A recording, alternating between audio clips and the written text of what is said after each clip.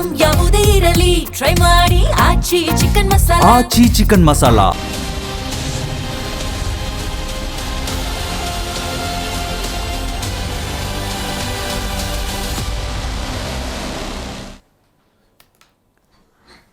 ನಮಸ್ಕಾರ, ಜಿ ಸಂವಾದಕ್ಕೆ ಸ್ವಾಗತ. ಕರ್ನಾಟಕದ ಮುಖ್ಯಮಂತ್ರಿ ಸಿದ್ದರಾಮಯ್ಯ ದಾಖಲೆಯ ಸಿದ್ದರಾಮಯ್ಯ ಅನ್ನುವಂಥ ಹೆಸರನ್ನು ಪಡೆದುಕೊಂಡಿದ್ದಾರೆ. ಹಲವು ವಿಚಾರಗಳಿಗೆ ಒಂದೆರಡನ್ನು ಉಲ್ಲೇಖ ಮಾಡೋದಾದರೆ, ಬಹಳ ಮುಖ್ಯವಾಗಿ 7 ವರ್ಷ 239 ದಿವಸಗಳ ಆಡಳಿತದ ಮೂಲಕ ಅತಿ ಹೆಚ್ಚು ಆಡಳಿತವನ್ನು ನಡೆಸಿದಂಥ ಖ್ಯಾತಿಯನ್ನು ಸಿದ್ದರಾಮಯ್ಯನವರು ಪಡೆದುಕೊಂಡಿದ್ದಾರೆ. ಇನ್ನು 17 ಬಜೆಟನ್ನು ಮಂಡಿಸಿದ್ದಾರೆ. ದೇಶದಲ್ಲಿ 2ನೇ ವ್ಯಕ್ತಿ ಅಂತ ಹೇಳಿದ್ರೆ ತಪ್ಪಾಗೋದಿಲ್ಲ. ಮೊದಲ ಸ್ಥಾನ ವಜುಭಾಯಿ ವಾಲಾ ಅವರಿಗೆ ಸಲ್ಲತ್ತೆ.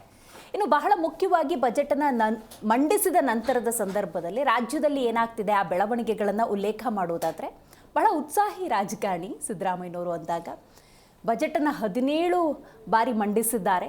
ಮತ್ತು ಬಜೆಟನ್ನು ಮಂಡಿಸುವ ಸಂದರ್ಭದಲ್ಲಿ ನೀವು ಗಮನಿಸಿರಬಹುದು, ಕೆಲವೊಮ್ಮೆ ನೀರನ್ನು ಕೂಡ ಕುಡಿಯದೆ 3-3.5 ಗಂಟೆಗಳ ಕಾಲ ಆ ಬಜೆಟನ್ನು ಸಂಪೂರ್ಣವಾಗಿ ಓದುವ ಮೂಲಕ ತನ್ನ ಬದ್ಧತೆಯನ್ನು ಹಲವಾರು ಬಾರಿ ತೋರಿಸಿದ್ದಾರೆ. ಆದರೆ ರಾಜ್ಯದ ರಾಜಕಾರಣ ಅಂದಾಗ ನೀವು ಗಮನಿಸ್ತಾ ಇದ್ದೀರಿ, 2023 ವಿಧಾನಸಭಾ ಚುನಾವಣೆಯ ನಂತರದ ಸಂದರ್ಭದಲ್ಲಿ ಯಾರಾಗ್ತಾರೆ ಕರ್ನಾಟಕದ ಮುಖ್ಯಮಂತ್ರಿ ಅಂದಾಗ ಆ ಸ್ಥಾನದಲ್ಲಿ ಸಿದ್ದರಾಮಯ್ಯನವರು ಕೂತಿದ್ರು ಕೂಡ ತೆರೆಮರೆಯಲ್ಲಿ ಅಥವಾ ಬಹಿರಂಗವಾಗಿ ಆಗ್ತಿರುವಂಥ ಚರ್ಚೆಗಳು ಗೊತ್ತೇ ಇದೆ. ಆದರೆ ಈ ಬಣಗಳ ನಡುವೆ ಡಿ ಕೆ ಶಿವಕುಮಾರ್ ಅವರು ಒಂದು ಆಸೆಯನ್ನು ಇಟ್ಕೊಂಡಿದ್ದಾರೆ, ತಾನು ಕೂಡ ಕರ್ನಾಟಕದ ಮುಖ್ಯಮಂತ್ರಿ ಆಗಬೇಕು ಅಂತ. ಅದು ಅವರ ಆಸೆ ಆಕಾಂಕ್ಷೆ. ಅಂತೆಯೇ ಸಿದ್ದರಾಮಯ್ಯನವರ ಆಸೆ ಆಕಾಂಕ್ಷೆ ಅಂದಾಗ ಬಜೆಟ್ನ ನಂತರದ ದಿನವೇ ಕೊಟ್ಟಿರುವಂಥ ಈ ಹೇಳಿಕೆಯನ್ನು ಗಮನಿಸಿದರೆ ಖಂಡಿತವಾಗ್ಲೂ ಗೊತ್ತಾಗುತ್ತೆ. ಹೈಕಮಾಂಡ್ ಒಪ್ಪಿಗೆ ಸೂಚಿಸಿದರೆ, ಹೈಕಮಾಂಡ್ ಸಮ್ಮತಿ ಇದ್ದರೆ ತಾನು ಮುಂದಿನ ಬಜೆಟನ್ನು ಕೂಡ ಮಂಡಿಸುವುದಾಗಿ ಹೇಳಿಕೆಯನ್ನು ಕೊಟ್ಟಿದ್ದಾರೆ. ಹಾಗಾಗಿ ಕರ್ನಾಟಕದಲ್ಲಿ ರಾಜ್ಯ ರಾಜಕಾರಣ ಬಜೆಟ್ನ ನಂತರವೂ ಕೂಡ ಚಿಗುರುಕೊಂಡಿದೆ ಅಂತ ಹೇಳಿದ್ರೆ ತಪ್ಪಾಗುವುದಿಲ್ಲ. ಸೊ ಡಿನ್ನರ್ ಪಾಲಿಟಿಕ್ಸ್, ಹೊಸ ರಾಜಕೀಯ ಮಜಲುಗಳನ್ನು ಖಂಡಿತವಾಗ್ಲೂ ಈಗ ನಾವು ಕಣ್ತುಂಬಿಕೊಳ್ಬಹುದು. ಬಟ್ ಇವರ ರಾಜಕೀಯದಿಂದ ರಾಜ್ಯದ ಜನರ ಪರಿಸ್ಥಿತಿ, ಆಡಳಿತ, ಅವ್ಯವಸ್ಥೆ ಹತ್ರ ಹೋಗ್ತಾ ಇದೆ. ಇದರ ಬಗ್ಗೆ ನಾವು ಡೀಟೇಲ್ ಆಗಿ ಮಾತಾಡಬೇಕಾಗತ್ತೆ. ನಾನು ದಿವ್ಯಶ್ರೀ.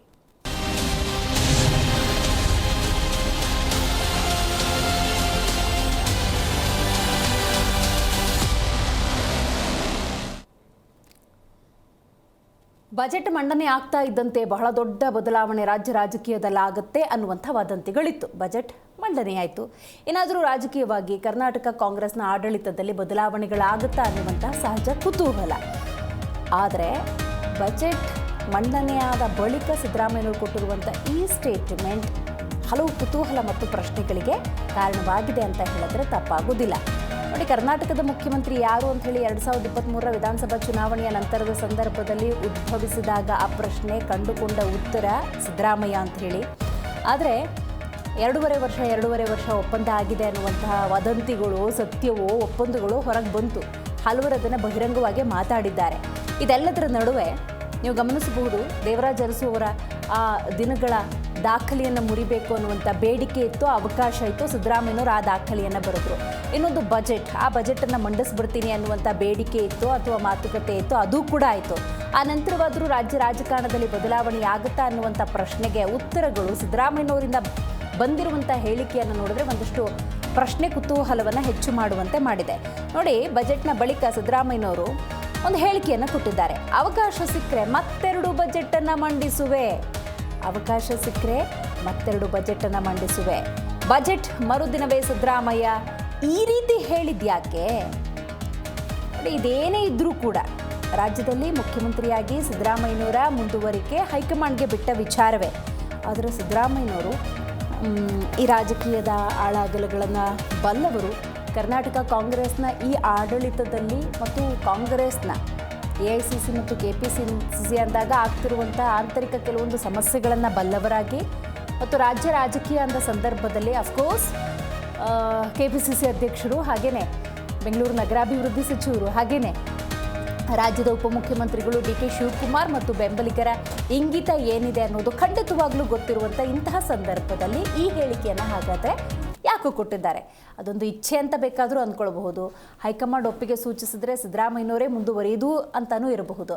ಬಟ್ ಈ ಹೇಳಿಕೆ ಒಂದಷ್ಟು ಚರ್ಚೆಗಳಂತೂ ಹುಟ್ಟು ಹಾಕಿದೆ. ಹಾಗಾದರೆ ಸಿದ್ದರಾಮಯ್ಯನವರು ಏನು ಹೇಳಿದ್ದಾರೆ? ಬನ್ನಿ ಕೇಳೋಣ. ವಿಶ್ವಾಸ ಇದೆ, ಹೈಕಮಾಂಡ್ ಅವರು ಅಂತಿಮವಾಗಿ ಹೈಕಮಾಂಡ್ ಏನು ತೀರ್ಮಾನ ಮಾಡ್ತಾರೆ ಅದಕ್ಕೆ ಬದ್ಧನಾಗಿದ್ದೀನಿ ಅಂತ. ಯಾಕಂದ್ರೆ 19 ಬಜೆಟ್ ಅನ್ನೋದು ಇಂಪಾರ್ಟೆಂಟ್. ನಿಮ್ಮ ಇದಕ್ಕೆ 19 ಬಜೆಟ್ ಮಾಡ್ಬೇಕು ಇವಾಗ. ರೆಕಾರ್ಡ್ ಮುರಿಯೋದು ಬಹಳ ಇಂಪಾರ್ಟೆಂಟ್ ಅಲ್ಲ. ಜನಗಳಿಗೆ ಅವಕಾಶ ಕೊಟ್ಟರೆ ಮಂಡಿಸ್ತಕ್ಕಂಥ ಕೆಲಸ. ಮೋದಿ ಎಷ್ಟು ಸಾಲ ಮಾಡಿದ್ದಾರೆ ಅಂತ ನೋಡಿದ್ದಾರೆ ಅವರು. ಸಾಲ ಮಾಡಲೇಬೇಕಾದಂಥ ಸಾಲ ಮಾಡದೇನೆ ಅಭಿವೃದ್ಧಿ ಮಾಡೋಕ್ಕಾಗಲ್ಲ ಯಾವುದೇ ರಾಜ್ಯ. ಫಿಸ್ಕಲ್ ರೆಸ್ಪಾನ್ಸಿಬಿಲಿಟಿ ಆ್ಯಕ್ಟ್ ಮಾಡ್ಕೊಂಡಿದ್ದೀವಿ ನಾವು. ಅದರ ಮಾನದಂಡಗಳ ಮಿತಿನಲ್ಲಿರಬೇಕು. ಮಾನದಂಡಗಳ ಮಿತಿನಲ್ಲಿರಬೇಕು. ಫಿಸ್ಕಲ್ ರೆಸ್ಪಾನ್ಸಿಬಿಲಿಟಿ ಆ್ಯಕ್ಟ್ ಏನು ಹೇಳ್ತದೆ, ಸಾಲ 25% ಒಳಗಡೆ ಇರಬೇಕು ಅಂತ ಹೇಳಿದೆ. ನಮ್ಮದು ಸಾಲ 24.94 ಇದೆ. 25 ಒಳಗಡೆ ಇದೆಯಾ ಇಲ್ಲ ಜಾಸ್ತಿ ಇದೆಯಾ? ಎಲ್ಲ ಜನರನ್ನು ಕೂಡ ಸಮಾನವಾದ ಅವಕಾಶಗಳನ್ನು ಒದಗಿಸ್ಕೊಡ್ತಕ್ಕಂಥ ಕೆಲಸವನ್ನು ಮಾಡಿದ್ದೀವಿ. ಯಾವುದೇ ಪರಿಶಿಷ್ಟ ಜಾತಿ, ಪರಿಶಿಷ್ಟ ವರ್ಗ ಅಥವಾ ಹಿಂದುಳಿದವರ ವರ್ಗ ಅಥವಾ ಅಲ್ಪಸಂಖ್ಯಾತರ ವರ್ಗ ಇದಕ್ಕೆ ಮಾಡಿರ್ತಕ್ಕಂಥದ್ದಲ್ಲ. ಅದೆಲ್ಲ ಹೊರೆ ಆಗಿರೋದು ಅದೆಲ್ಲ ಕೇಂದ್ರ ಸರ್ಕಾರ ನಮಗೆ ಕೊಡಬೇಕಾಗಿತ್ತಲ್ಲ, ಆ ದುಡ್ಡು ಕೊಡದೇ ಇರೋದ್ರಿಂದ ಹೊರೆ ಆಗಿರೋದು.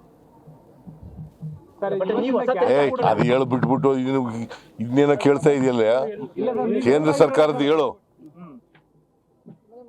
ಡು ಯು ನೋ, ಮಧ್ಯದಲ್ಲಿ GST ಅಮೆಂಡ್ಮೆಂಟ್ ಮಾಡ್ಬಿಟ್ಟು ರ್ಯಾಷನಲೈಸ್ ಮಾಡೋದ್ರಿಂದ 10,000 ಕೋಟಿ ನಷ್ಟ ಆಯಿತು ನಮಗೆ. ಅದನ್ನ ಹೇಳೋದಿಲ್ಲ ನೀವು. ಈ ಬಗ್ಗೆ ಮಾತಾಡಲಿಕ್ಕೆ ಮೊದಲನೇದಾಗಿ ನಮ್ಮ ಕಾರ್ಯಕ್ರಮದಲ್ಲಿ AP ವಕ್ತಾರರಾಗಿರುವಂತಹ ಪುಟ್ಟಣಗೌಡ ಅವರಿದ್ದಾರೆ, ನಮಸ್ಕಾರ. BJP ವಕ್ತಾರರು ಆತ್ಮಾನಂದ್ ಅವರಿದ್ದಾರೆ, ನಮಸ್ಕಾರ. ಕಾಂಗ್ರೆಸ್ ವಕ್ತಾರರು ದರ್ಶನ್ ಅವರಿದ್ದಾರೆ, ನಮಸ್ಕಾರ.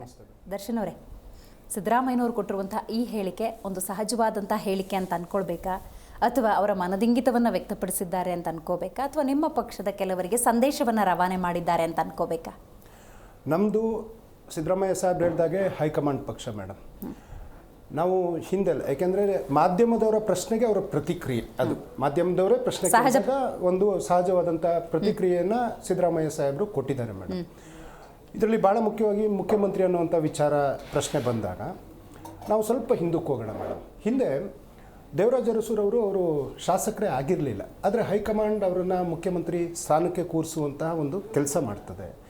ತದನಂತರ ವೀರೇಂದ್ರ ಪಾಟೀಲರು ಮುಖ್ಯಮಂತ್ರಿ ಆಗಿರ್ತಾರೆ, ಬಹಳಷ್ಟು ಜನಪ್ರಿಯತೆಯನ್ನು ಗಳಿಸಿರ್ತಾರೆ, 179 ಸೀಟನ್ನು ಗಳಿಸಿರ್ತಾರೆ. ಆದರೆ ಅವರ ಅನಾರೋಗ್ಯದ ಕಾರಣ ಅವರ ಮನೆ ಹತ್ರ ರಾಜೀವ್ ಗಾಂಧಿಯವರು ಹೋಗುವಂಥ ಸಂದರ್ಭ ಅಥವಾ ಅವ್ರ ಭೇಟಿಗೊಂದು ಅವಕಾಶ ಸಿಗದಿಲ್ದಿರ್ತಕ್ಕಂಥ ಸನ್ನಿವೇಶ ಆದಾಗ ಆ ಕೂಡಲೇ ಬಂಗಾರಪ್ಪನವ್ರನ್ನ ನಮ್ಮ ಹೈಕಮಾಂಡ್ನವರು ರಾಜ್ಯದ ಮುಖ್ಯಮಂತ್ರಿಯಾಗಿ ಮಾಡ್ತಾರೆ. ತದನಂತರ ವೀರಪ್ಪ ಮೊಯ್ಲಿಯವರ ಒಂದು ಸಂದರ್ಭ ಬಂದಾಗ SM ಕೃಷ್ಣ ಅವರು ನಾನೇ ಮುಖ್ಯಮಂತ್ರಿ ಆಗ್ತೀನಿ ಅನ್ನುವಂಥ ಒಂದು ಆಸೆಯನ್ನು ಇಟ್ಕೊಂಡು ಒಂದು ದೇವಾಲಯದಲ್ಲಿ ಪೂಜೆನೂ ಮಾಡ್ತಾ ಇರ್ತಾರಂತೆ. ಆದರೆ ಸನ್ನಿವೇಶದಲ್ಲಿ ಹೈಕಮಾಂಡ್ ವೀರಪ್ಪ ಮೊಯ್ಲಿ ಅವ್ರನ್ನ ಮುಖ್ಯಮಂತ್ರಿ ಮಾಡುವಂಥ ಸನ್ನಿವೇಶ. ನಂತರ 99ರಲ್ಲಿ ಮಾನ್ಯ SM ಕೃಷ್ಣ ಸಾಹೇಬರು, DK ಸಾಹೇಬ್ರು ಅವ್ರ ಜೊತೆ ಪಂಚಜನ್ಯ ಕಾರ್ಯಕ್ರಮ ಮಾಡಿ ಕರ್ನಾಟಕದಲ್ಲಿ ಸಂಪೂರ್ಣ ಬಹುಮತದೊಂದಿಗೆ ನಮ್ಮ ಅಧಿಕಾರ ಬಂದಿರತಕ್ಕಂಥದ್ದು.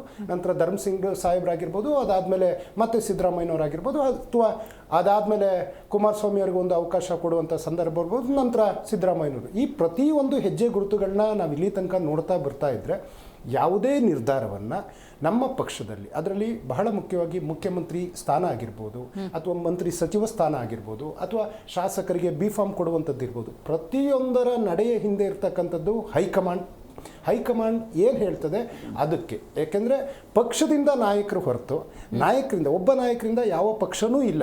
ನಮ್ಮಲ್ಲಿ ಕಲೆಕ್ಟಿವ್ ಲೀಡರ್ಶಿಪ್ಪನ್ನು ಕಾಂಗ್ರೆಸ್ ಪಕ್ಷ, ಅದು ಕನ್ಯಾಕುಮಾರಿ ಟು ಕಾಶ್ಮೀರ ನಾವು ನಡೆದುಕೊಂಡು ಬಂದಿರತಕ್ಕಂಥದ್ದು. ಹಾಗೆಯೇ ಕಲೆಕ್ಟಿವ್ ಲೀಡರ್ಶಿಪ್ಪಲ್ಲಿ ಇವತ್ತು ಉತ್ತಮವಾದಂಥ ಆಳ್ವಿಕೆ ಮಾಡ್ತಾ ಒಂದು ಬಜೆಟನ್ನು ಸಮೇತ 17ನೇ ಬಜೆಟನ್ನು ಮಾನ್ಯ ಶ್ರೀ ಸಿದ್ದರಾಮಯ್ಯನವರು ಮಂಡನೆ ಮಾಡಿದರೆ ಭಾಳ ಗೌರವಿಸ್ತೀನಿ. ಮಾಧ್ಯಮ ಪತ್ರಿಕಾ ಮಾಧ್ಯಮ, ಏನು ಪ್ರಿಂಟ್ ಮೀಡಿಯಾ ಇರ್ಬೋದು ಅಥವಾ ಎಲೆಕ್ಟ್ರಾನಿಕ್ ಮೀಡಿಯಾ ಇರ್ಬೋದು, ಭಾಳಷ್ಟು ಪ್ರಶಂಸೆಗಳನ್ನ ನೀವು ಸಾಮಾನ್ಯರಿಗೆ ಅಂತ, ಯಾಕೆಂದರೆ ನನ್ನ ಹತ್ರ ಪೇಪರ್ ಕಟಿಂಗ್ಸ್ ಎಲ್ಲ ಇತ್ತು, ತರೋಣ ಅಂತಿದ್ದೆ. ಪ್ರಶಂಸನೀಯ ಒಂದು ಇದನ್ನು ವ್ಯಕ್ತಪಡಿಸಿರೋದಕ್ಕೆ ನಿಮಗೆ ವಿಶೇಷ ಧನ್ಯವಾದವನ್ನು ಹೇಳ್ತಾ, ಇವತ್ತು ಈ ಸನ್ನಿವೇಶಕ್ಕೆ, ಆ ಒಂದು ಸಂದರ್ಭಕ್ಕೆ, ಆ ಒಂದು ಉತ್ತರವನ್ನು ಮಾನ್ಯ ಶ್ರೀ ಸಿದ್ದರಾಮಯ್ಯನವರು ಕೊಟ್ಟಿದ್ದಾರೆ. ಆದರೆ ಆ ರೀತಿ ಯಾವುದೇ ರೀತಿಯಾದಂಥ ಸದ್ಯದ ಗೊಂದಲಗಳಿಲ್ಲ. ಯಾವುದೇ ನಿರ್ಧಾರವನ್ನು ಆ ಹೈಕಮಾಂಡ್ ಏನೇ ನಿರ್ಧಾರ ತಗೊಂಡ್ರು ಅದಕ್ಕೆ ಕಾಂಗ್ರೆಸ್ ಪಕ್ಷದ ಎಲ್ಲ ನಾಯಕರು, ಎಲ್ಲ ಕಾರ್ಯಕರ್ತರು ನಾವು ತಲೆಬಾಗಿ ಶಿರಬಾಗಿ ಅದನ್ನು ಸ್ವೀಕಾರ ಮಾಡ್ತೀವಿ. ರೈಟ್. ಪುಟ್ಟಣ್ಣವರು, ನೀವು ಹೇಳಬೇಕು, ಉತ್ಸಾಹಿ ನಾಯಕ, ರಾಜಕೀಯದ ಎಲ್ಲ ಪಟ್ಟುಗಳನ್ನು ಬಲ್ಲವರು ಸಿದ್ದರಾಮಯ್ಯನವರು ಅಂದಾಗ. ಬಟ್ ಈ ಹೇಳಿಕೆಯನ್ನು ಕೊಟ್ಟರೂ ಕೂಡ ಅಳದು ತೂಗೆ ಕೊಟ್ಟಿರ್ತಾರೆ, ಸುಮ್ಮನೆ ಏನು ಕೊಟ್ಟಿರೋದಿಲ್ಲ. ಹೈಕಮಾಂಡ್ ಒಪ್ಪಿದರೆ ಇನ್ನೂ 2 ಬಜೆಟ್ ಪಾಸಿಬಿಲಿಟೀಸ್ ಇದ್ರೆ ಯಾಕಾಗಬಾರ್ದು ಅನ್ನುವಂತಹ ಒಂದು ಅಭಿಪ್ರಾಯ. ಏನು ಹೇಳ್ತೀರಿ ಇದ್ರ ಬಗ್ಗೆ? ಮೇಡಮ್ ಏನಿಲ್ಲ ನೋಡಿ, ಕಳೆದ ಬಾರಿ ಸಿ ಎಮ್ ಆದಾಗ ಸಿದ್ದರಾಮಯ್ಯನವರು ಒಳ್ಳೆ ಕೆಲಸಗಳನ್ನ ಮಾಡಿದ್ದಾರೆ, ಇಲ್ಲ ಅಂತ ಹೇಳ್ಬಾರ್ದು ನಾವು. ಈ ಬಾರಿ ಮಾಡಿದ್ದಾರೆ, ಬಟ್ ಏನಂದರೆ ಅವ್ರ ಪಕ್ಷದಲ್ಲೇ ಒಂದು ಸಂಪರ್ಕ ಸರಿ ಇಲ್ಲ. ಹೆಂಗಾನ ಮಾಡಿ ಸಿದ್ದರಾಮಯ್ಯನವ್ರನ್ನ ಓಡಿಸ್ಬೇಕು, D K Shivakumar C M ಆಗಬೇಕು, ಇದೊಂದು ಕಟ್ಟಾಗ್ದಂಗೆ ಆಗಿದೆ. ಅದರಲ್ಲಿ ಎಲ್ಲ ಒಂದು ಆ ಮಾತು ಎಲ್ಲ ಒಂದು ಚೂರು ಅವ್ರಿಗೂ ಇದಿದೆ. ಬಟ್ ಏನಂದರೆ ಸಿದ್ದರಾಮಯ್ಯನವ್ರು ಯಾವ ರೀತಿ ಇದ್ದಾರೆ ಅಂತಂದರೆ, ಇವತ್ತಿನ ದಿನ ಹೈಕಮಾಂಡ್ ಕೂಡ ಸಿದ್ದರಾಮಯ್ಯನವ್ರ ಮಾತು ಕೇಳುತ್ತೆ. ಇಲ್ಲ ಅಂದಿದ್ರೆ ಇವತ್ತಿನ ದಿನ ಇಷ್ಟೊತ್ತಿಗಾಗಲೇ ಸಿದ್ದರಾಮಯ್ಯನವ್ರನ್ನ ಚೇಂಜ್ ಮಾಡಬೇಕಿತ್ತು. ಯಾವುದೇ ಕಾರಣಕ್ಕೂ ಸಿದ್ದರಾಮಯ್ಯನವ್ರನ್ನ ಚೇಂಜ್ ಮಾಡೋದಕ್ಕೆ ಸಾಧ್ಯನೇ ಇಲ್ಲ. ನೆಕ್ಸ್ಟು ಇನ್ನೂ 2 ವರ್ಷ ಏನಿದೆ, ಕಡಾಖಂಡಿತವಾಗಿ ಸಿದ್ದರಾಮಯ್ಯ ಇರಲಿ ಬಿಡಿ, ಕೆಲಸ ಮಾಡ್ತಿದ್ದಾರೆ, ಮಾಡಲಿ. ಇಲ್ಲ, ಈ ಅನುಭವಿ ರಾಜಕಾರಣಿಯ ಸಾಮರ್ಥ್ಯದ ಅರಿವು ಕೂಡ ಹೈಕಮಾಂಡ್ಗಿದೆ, ಇದೆ. ಖಂಡಿತ ಇದೆ. ಯಾಕಂದರೆ ಇವತ್ತು ನಮ್ಮ ಇಲ್ಲಿ ಕರ್ನಾಟಕ ಮತ್ತು ಆಂಧ್ರ ಇನ್ನೆಲ್ಲ ಒಂದು ಕಡೆ ಇರಬೇಕು ಅಂದ್ಕೊಳ್ತೀವಿ, ಬಿಟ್ಟರೆ ಇನ್ನೆಲ್ಲೂ ಇಲ್ಲ. ಸೊ ನಮ್ಗೆ ಹೈಕಮಾಂಡ್ಗೆ ಇವತ್ತಿನ ದಿನ ಏನಾದ್ರು ಒಂದು ಒಳ್ಳೆ ಕೆಲಸ, ಅವ್ರಿಗೇನಾದ್ರು ಇನ್ಕಮ್ ಬರ್ತಾ ಇದೆ ಅಂದರೆ ನಮ್ಮ ಕರ್ನಾಟಕ ರಾಜ್ಯದಿಂದನೂ ಬರ್ತಾ ಇದೆ ಅಂತಲೇ ಹೇಳೋದಕ್ಕೆ ನಾನು ಇಷ್ಟಪಡ್ತೀನಿ. ಹಂಗಾಗಿ ಸಿದ್ದರಾಮಯ್ಯ ಅವರು ಕೆಲವೊಂದು ಕೆಲಸ ಮಾಡ್ತಾಯಿದ್ದಾರೆ, ಇಲ್ಲ ಅಂತಲೂ ಹೇಳ್ಬಾರ್ದು. ಮತ್ತು ಸಿದ್ದರಾಮಯ್ಯ ಅವ್ರಿಗೆ ನಾವು ಹೇಳಬೇಕು, ಈಗ ಅವರೇ ಹೇಳಿದ್ರು ಮಾನದಂಡಗಳ ಮಿತಿಯಲ್ಲಿ ಇದು ಮಾಡಬೇಕು ಅಂತ. ಯಾವ ಮಾನದಂಡಗಳು? ಸೊ ಈಗ ನೋಡಿ, ನೀವು ಮಾನದಂಡಗಳಂದಾಗ